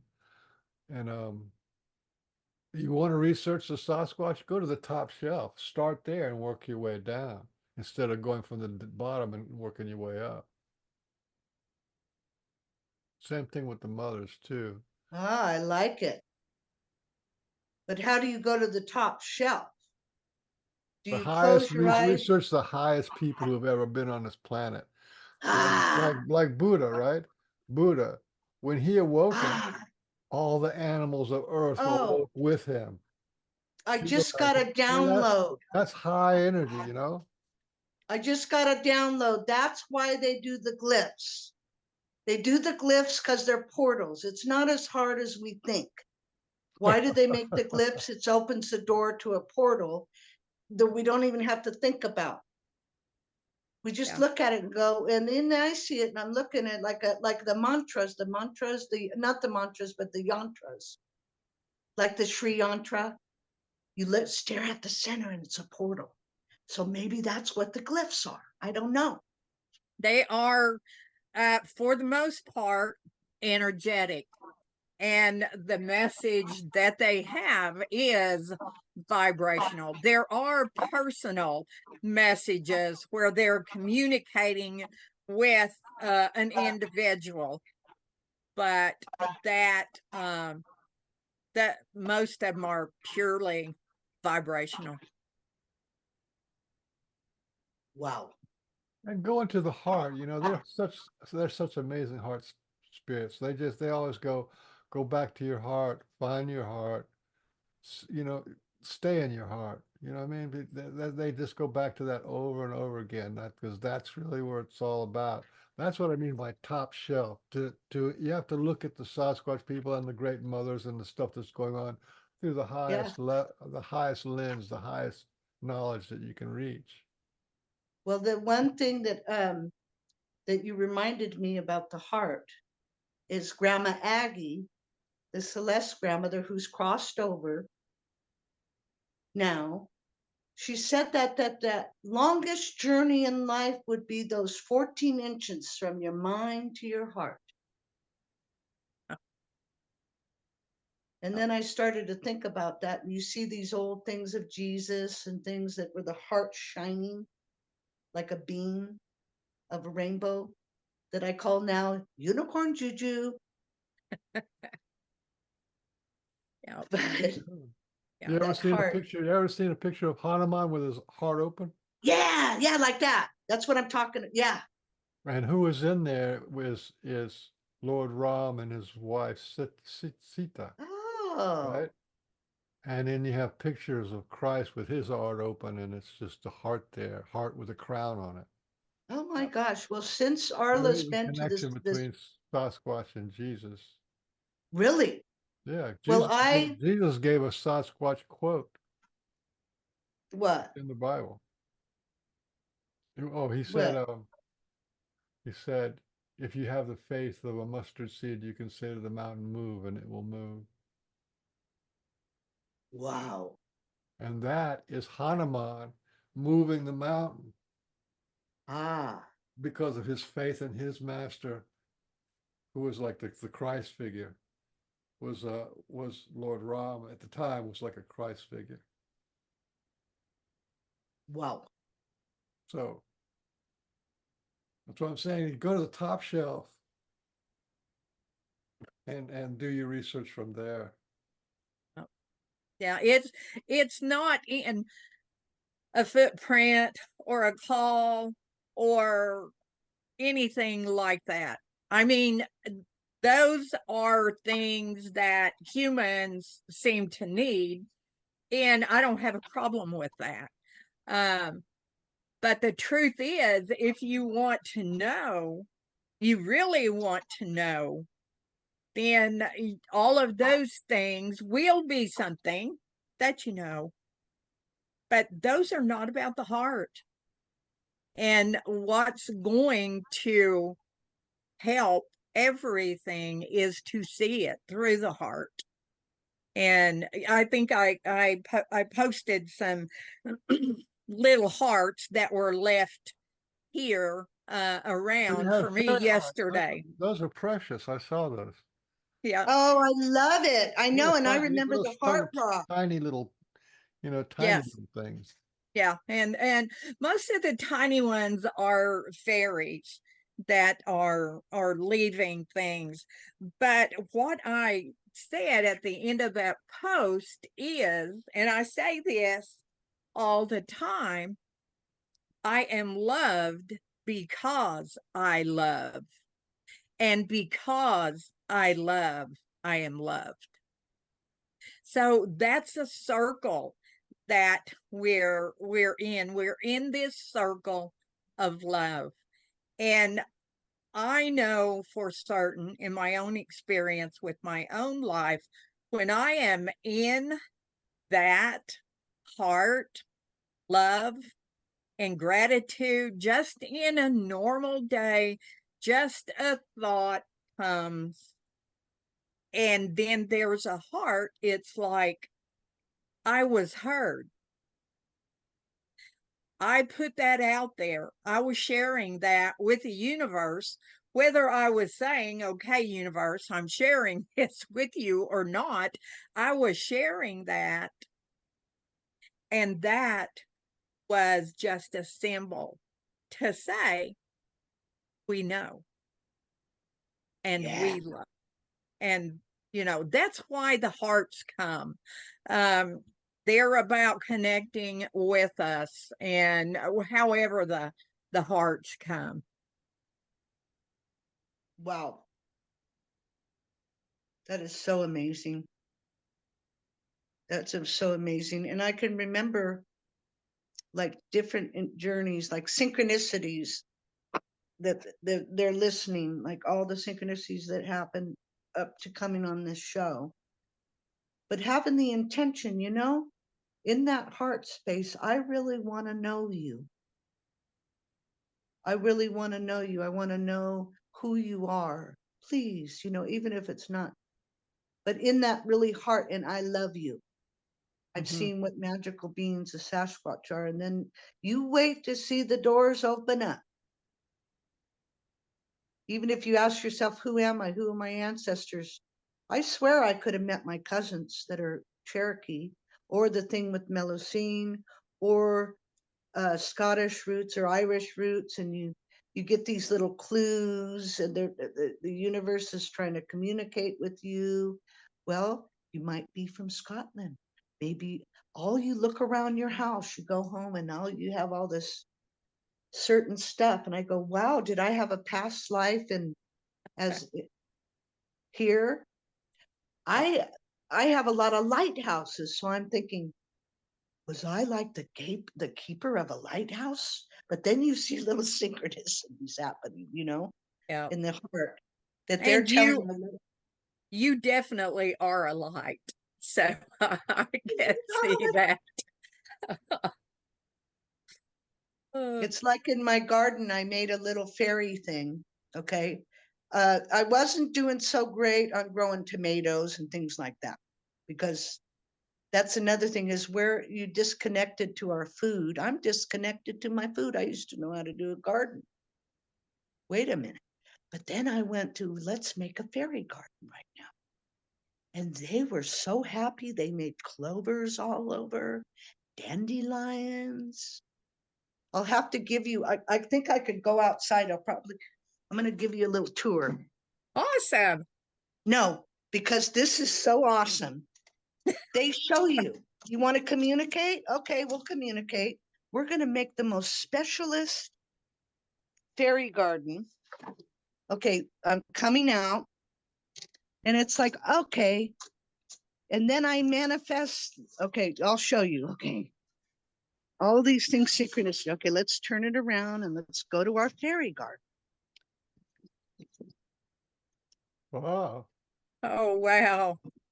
So they grew all these flowers that weren't here, but you started with the intention. Well, I didn't do so good on the tomatoes. So here's the fairies. I mean, okay, now this was all, these are 4 o'clock shadows. They just come out of nowhere. Then I know this is what tells me they're real happy. You Whoa. see that? Yep. Can you see him hanging on that? The dandelion? That's so cool. And I go, okay, then they bring the clovers. Oh, wow. So the little clovers. So that tells me, oh, they like it. Then this is Tig.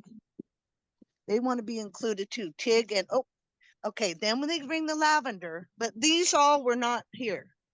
And then this is a new thing, is the radishes, like wild radishes. So you can see, okay, so then I say, oh, okay, they're really happy and welcomed here because they make the clovers. Okay, so then we're going to go. So I had to add my own thing. Then there's the butterfly and the mint and the things. And here's the sea of, then I had to add my little thing so we can go.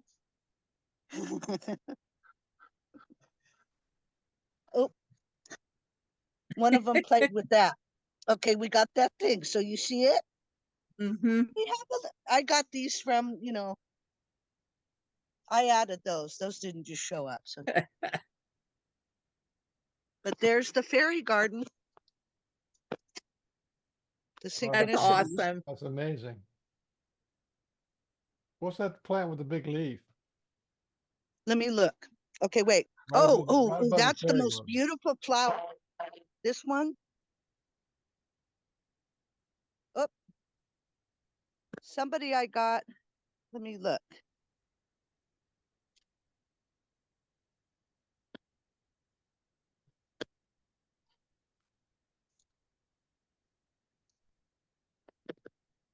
Wow.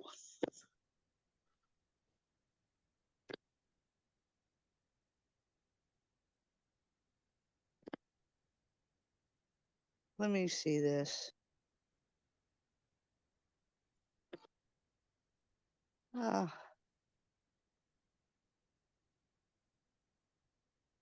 am I on Instagram? Am I live or no? Yep. We're looking Oh, at okay. you. Oh, geez. It was so funny. Let me turn this around. Okay, sorry. You know Well, how we were somebody looking at a flower. Geez. Oh, you were looking at the flower? At you. Okay. Oh, Jesus. Are you talking about this big leaf? Yeah, the what right above the little mushrooms. There's that big leaf in there. Yeah. Oh, this is mint tea. No, So not this that. is a The healing one that thing. looks like the size of a dinner plate. The big leaves. Oh, yeah, that comes these beautiful flowers. I don't know the name of it. They're in the high the big gigantic long flowers come out of it. Mhm. And then they had me get this little guy. They like this one. What is it? The hydrangeas. Yeah. And I had to put some solar light so you can come out in the day. And I have the little chairs here so you can sit. And there's the butterfly, the hummingbirds, the blackberries. You can That's, wake up and have a feast with the yeah. blackberry one right there. Wow. Because That's awesome. they can help with anything healing, you know. But there's my view. I got the little thing. Isn't that great? That's amazing. Thank you for sharing that. Thank you. Oh my gosh. Sorry about the dead silence with staring at me. Well, I that thought was I fine. disconnected myself. So you're for real deal about the reciprocity with the earth. Oh, Yeah. thanks. And then we got the And the maybe raven. that's all it takes is just a little prayer and allow things to Yeah, happen. the intentions. Oh, Arla like this because we have the heart. Somebody gave me this, so now I can add to the cart, the garden. And they love, see that people think that the dandelions are like weeds, but look at these dandelions, see these puffs. The fairies love that. Yeah, they are gorgeous. But here's the little heart rock. Look at this, somebody gave me. It's got a little heart.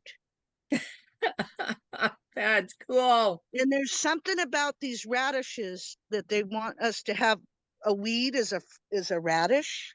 They're making thousands of that. Hmm. And they taste so good. Mhm. It's like amazing. See, we got the radish. Oh my gosh. Oh my gosh. But yeah, the intention was this. This was nothing here at all. And the 4 o'clocks grew and the dandelions and I said, somebody's happy. Yay. And they're even Yep. giving me food. I could eat radishes for the rest of my life. Wild radishes. And there's our kitty. This is Yuri and Tig. And here's the big redwoods. Let me bring you the big redwood where the ravens. There's one. This place was known as Redwoods. And sometimes you can go to Armstrong Woods Grove where they still have the big redwoods. That's something I wanted to do that I didn't get to do when I Oh, was you there. didn't? No, of Oh course, boy. at Joe T's house, there were some huge redwoods too. Oh yeah. But no, I didn't have time to do it, so I didn't Oh, get to. okay. Well, I still want to come. I told you I want to come to Oklahoma and move there and do parades and parades and Bigfoot Row and have a Bigfoot conferences. And sometimes I go back and forth, like Bigfoot or Sasquatch. You know, I go back and forth. What do they want to be called? You know, I don't Whatever want to disrespect them. anyone chooses to call them, it's you know what's going on in your mind when Yeah. you address them. Bigfoot they weren't given that term as a disrespectful thing. They were just given it because the footprints that they were finding were big. Oh, That's wow. where that name Now, came from. Sasquatch is a native name. So well, you know, it's funny because the Bonpo, this is like the highest level, which I asked, you know, that we come to Zoom to Himalayas to do his, help him come out to the world to show his beautiful language and his ceremonies and try to preserve it and get permission to record a ceremony so we can do that live. But I said, I'm going to be on this show. Can you ask your dad about, does he know of these people, these beings? And he goes, yeah, they have big hands and big feet. And yeah, I'm like, oh my God. So that's, you know, but, yeah. but You he know, said I they could have help big you in feet. anything. I have big feet and Yeah. big hands, and people have told me that all my life. And my grandfather would say, yeah, you've got big feet. The wind's not going to blow you over, and you got a good foundation. So All I, right. you know, never looked at my big feet as it Yeah. being something negative. So if what we're No. calling them bothers us, Ah. then, you know, so Mhm. that's where I go, you know, with that. They didn't call them Bigfoot until it what in the 60s. Yeah. So I mean, around here, if anybody ever said anything about them, there were different names, but Woolly Booger was one of them, you Oh, know. really? So there's all kinds of names, even within tribal people. Some will call them one thing, others will call them something else. So I just tell people, don't call them anything that you feel yourself is disrespectful. Right. And you know, that's where I go with that. Yeah. And I think that everyone, every culture has their own names. Like some of the indigenous elders, they tell me, find out the name, the original name of the river from that place. Honor that name. It's kind of like with the oneness, we want to preserve the languages and cultures because there's so many different ones and there's so many different protocols to respect. We will never have oneness if we don't respect all the names. And Yeah. that's what we went over. The big thing came up with the word shaman. Okay, well, we got people misappropriating the shaman with that name, and they just say, oh, you know, I'm a shaman, but then these indigenous cultures, they want to be honored by their names of who they are, whether they're Mudang or Uashin or something like that. So maybe all the names relate with the cultures. It'd be Yeah. interesting to find out more names of what do the Cherokee call them? Well, different things. You know, you've got stories about them, and you know, so you have to look at that. I think it was one of the Six Killer elders, that's his last name, in Cherokee Humanities, was talking about their language after the removal from Georgia, when they removed the Cherokee here. And I'm sure he was talking about, you know, possible the way it was in prior times for them. But he said even Cherokee people who lived in one town area And then you got another group that lives over here 30 miles in another town and area. Even within the language, they would use words a little different. So, to say that a Yeah. tribe uses, every one of them uses the same word to describe something is probably, not so. So this whole thing is about respect, respecting. And if you feel something is disrespectful, then you talk with yourself about this. Why do I feel that this is disrespectful? And if it is, then that's not something you should put your energy into. But you don't immediately go out and start tearing everybody else down because they're doing something that you think they is wrong, because that's a place we can't go to. We just can't be doing and I was thinking when you said that and the names about the vibration, like the song brought me there. I closed my eyes, the song brought me to a vibration that brings me, when I'm so glad that some of you have captured their language, or we're blessed to hear it, because it brings you to another vibration. But to connect with them, it's not about the word that you're saying, Bigfoot or Sasquatch. It's about more of going into the heart and thinking of them in your heart space, that you're going to be communicating in that love space in the names. But I was brought to the feeling of that video of them speaking. That was, oh man, that was awesome. Where you can hear them like doing their language. I forget where I saw it, but Are you talking about Ron Moorhead and the Sierra Sounds, where they were speaking a particular language? Yeah. And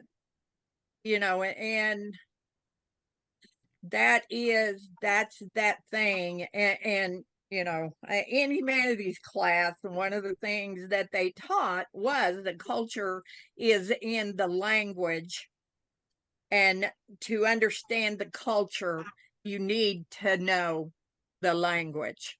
So when we're looking at different cultures, that spoken language is very important, because it tells you about that culture. In Cherokee, the name for dog is Geetly. Well, you can't actually translate it as dog. What it translates is, from what our teachers taught us, was that it's messed up hair. So it's a descriptive term. So, and that's one of the things that in that culture, that language just connects you to that. And if you can maintain your language, which is so important to indigenous tribes around the world, then that culture's right there within that language. Yeah, because I remember that's part of what Center for Sacred Studies, and why I love doing anything that they do and what they think, is because they realize that the language is the key. The original languages are the key to what Mother Earth, the first dialects to open up these places, and of the different places wherever they're from. Those original languages are the ones that Mother Earth gave to the people to do this activation, where you're living in your heart and your the sacred sites, the mountains. Like we went to the Black Hills, and we did prayers for 4 years with the Lakota people to, in music, to preserve the languages. But these sites are sacred. They're not for sale. And we had the prayers going that they be returned to the original people, because they have the language of the original languages that can activate these sacred sacred sites. Hmm. And that's part of what we're working with the Mamos and the Kogi, is they go and they do these payments all around the world to reconnect this thread. If you watch it's on YouTube too, Aluna, it shows this thread that connects us as the oneness. But if people come in and build a dam, it's damaged. But the languages are very important to activate this, that Mother Earth gave to activate these spots. Yeah, because it's that heart language This that heart she language. spoke. Yeah, it's heart We got language. the confirmation because the all beings, we got the confirmation because here comes Tig. She said, yeah, you guys are on to something. I'll give you confirmation. I'll jump up on you. Oh, I Oh, got everything speaking to us, though, isn't it? yeah, I love I mean, that. you taught me that. Everything's speaking. When you rock in the thing, and here comes this rock speaking, and he speaks real slow. When that rock called you and it was speaking Oh, real. yes. And yeah, I walked by him and he says, "Hey." And I look around like, who said that, and I didn't see anybody. So I took a couple more steps and then I hear, Oh my "Hey, God. hey," you know, and I look down and there's Grandfather Rock Skull sitting on the ground. And it was very interesting because I was told, that he had been brought up from underground for me Oh to my gosh. find him once again. And I had held that, knowing with me. And when we had Wow. grandmother Julieta come to Kansas, she was from Oaxaca. She was amazing. Julieta Casimira. I hadn't talked to her about that, but we were in the car going somewhere. And of course, I had him with me. And I said, "Grandmother, um, what do you feel from this?" And I handed Grandfather Rock Skull to her. And she held him and she was quiet. And she Oh, said, many of the stone people are being brought up from underground now to help share their wisdom. And wow. that's exactly, Wow. what I was told. So she affirmed which I didn't need it, but it was wonderful that she did. And we've seen that with the crystal skulls, with the Oh my new God. monoliths and all of the things that are coming to light now. These stone people Uh-huh. are, Uh-huh. they're talking to us again. And Yeah. Michael knows all about Yeah, they talking had to Well, stones. my introduction to the Sasquatch people was a 3 hour shamanic visit with a rock wow. god, and the rock god told me the whole history of the world from the point Wow. of view of rock and water make life. And that was Wow. 3 hours. I don't know where I was, somewhere out in Arizona somewhere, or New Well, Mexico or something. one of the grandmothers, Grandmother Florida Mile, she's the one that I really connected with when I heard her speak. And she's called out to these big crystal skull conferences, and she opens up the ceremonies. So I was working, she came out one time, she was at the center, she had all these little crystal skulls, and I'm like, oh man, what does she have these skulls where they're creeping me out? They're dark, because we're taught with propaganda. I realized later when this filmmaker came to talk about propaganda, I've been trained that skulls are evil. So I'm not going to deal with them, but they're powerful and they're connectors. And little did I know that all of a sudden, like a couple years later, here would come the guardian of a crystal skull would Facebook me and say, would anybody in your center like to meet a crystal skull? And I'm like, yeah. In this little place, Fernville. And here's Carolyn Ford with Einstein that's 33 pounds. She was on Ancient Aliens. We were one of the first places. Now, this skull, she had it for 20 years in hiding. She didn't show nobody or anything, and it told her it's time to go out to the world. And she went to New York to this skull gathering conference. Now, Florida Mile was there and opened it. This lady, Carolyn, randomly found me on Facebook, which random, okay. I said, how did you find me?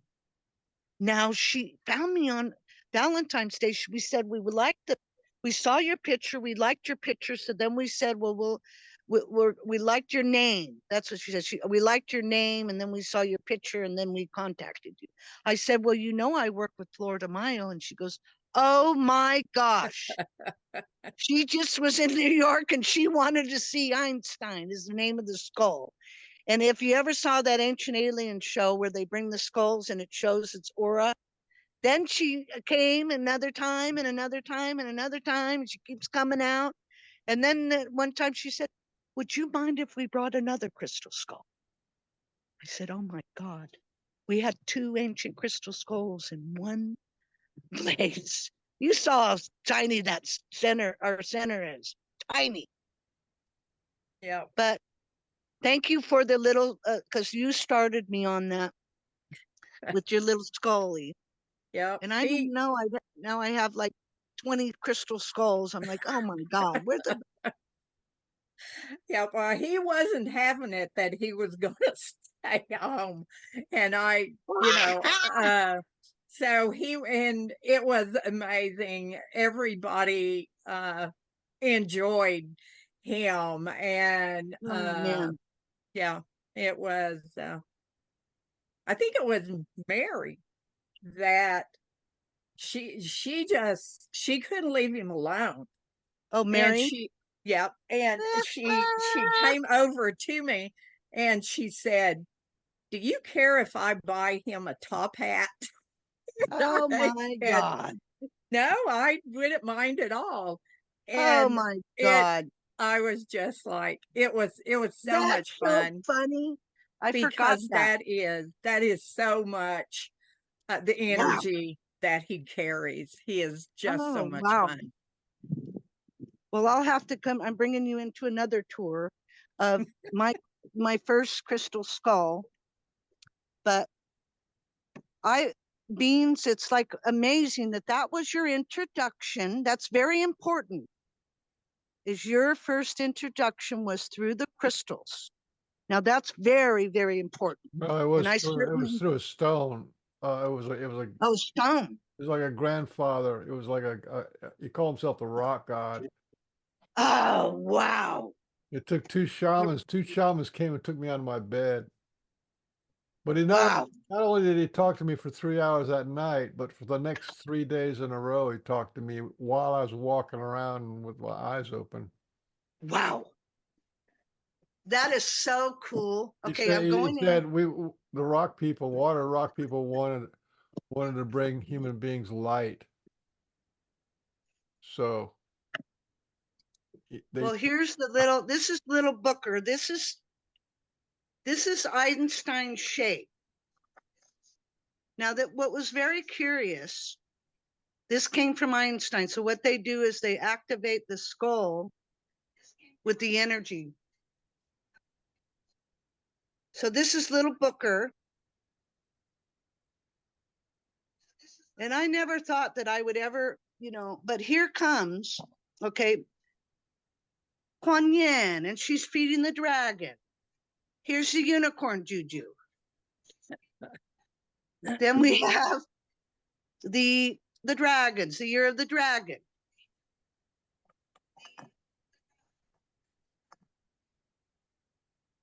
Oh my God. So that's little Booker. That's really cool. Yep. Being a part of the grandmothers has opened so many people up to so many different ways of being of service to whomever. And that was, that's their goal, to show that heart love, and it just it's just amazing. And people go look for the movie on Yeah. YouTube, and For the next 7 generations, there, I think if you put grandmothers with it, it'll come up quicker. yeah, But I can remember now that you're talking about it, the grandmother's painting, a woman named Manouche. Remember the Manouche. painting? I sent We have a the picture. yeah, I Huh? sent that picture to Michael today of Oh, you and great. I standing in front of Okay. that. Well, Yeah. share it. Can you share it? Because I- I'm going to tell you something. Can you, Michael? Can you share that I sent you or not? I'll give it a shot. Let's see. Okay, well, let me tell you with this painting. I'm sitting there, and here comes this sound healer, and she wants to record what that painting says to her. Hey, there it is. And then I said, "Oh my God, okay, well that painting's huge." Okay, I'm thinking, okay, we're gonna let the sound healer in, and we have to be extremely quiet.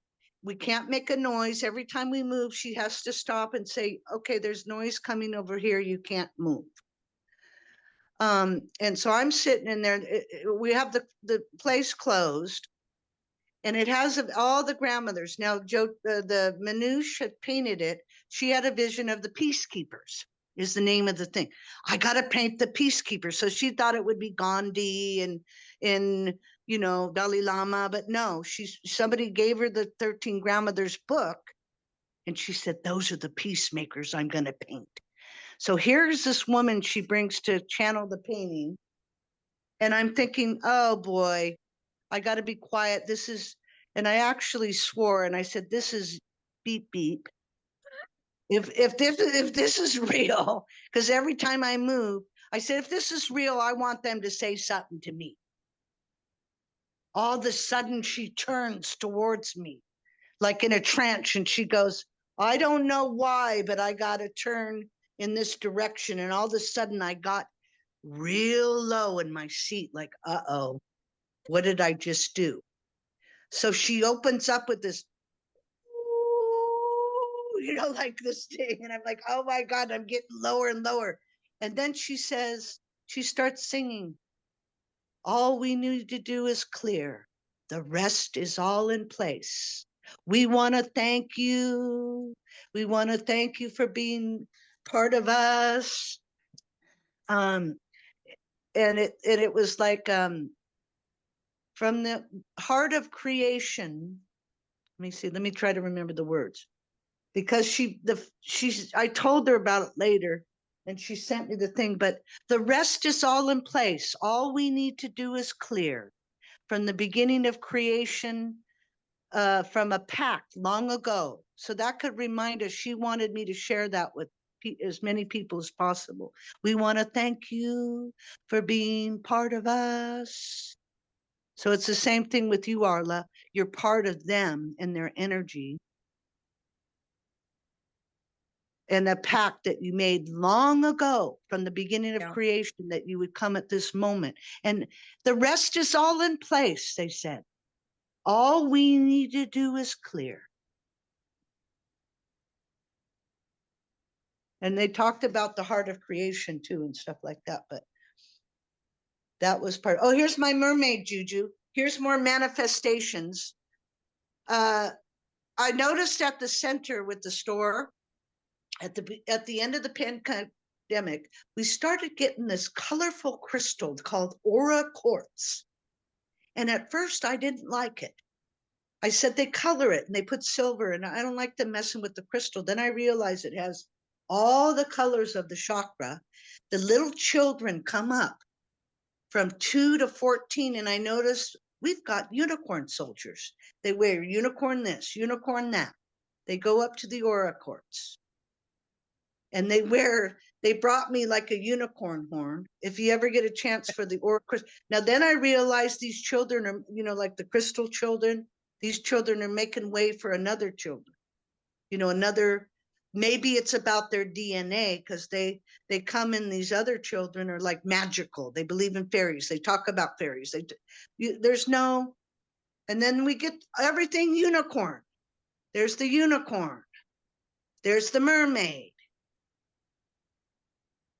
And then, I don't know. It's just incredible. We can go on and on. We could do probably 5 shows of this thing. Well, if you feel Oh, like you'd like to come back, that would be nice. If you yeah. have a topic you Oh, want yeah. to dive into. Yep. Now, here's one of the Tonkas that were brought from the Bonpo. So one of our projects, you buy something and then it helps to rebuild his home in the Himalayas that he still hasn't rebuilt since 2015 from the earthquake. So we went live to the Himalayas and I made this poster, so I was really proud. And then we went and we did the ceremony right online so he could bless us. So this is part of our mission too, that we preserve his language and culture. He's 83 and he has the same lineages as Ama Bambo. You know, the Bampo, Mm-hmm. the Tamang. But of course, we had the unicorn juju. We have the unicorn juju.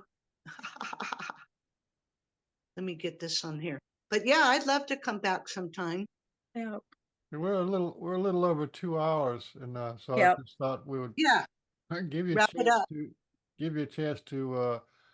give your message to humanity, or tell a Oh, my story message to of something him. that transformed your life, or Oh, for me to say? whatever you want, whether the message to humanity or The some message to inspirational thing that humanity. happened to you.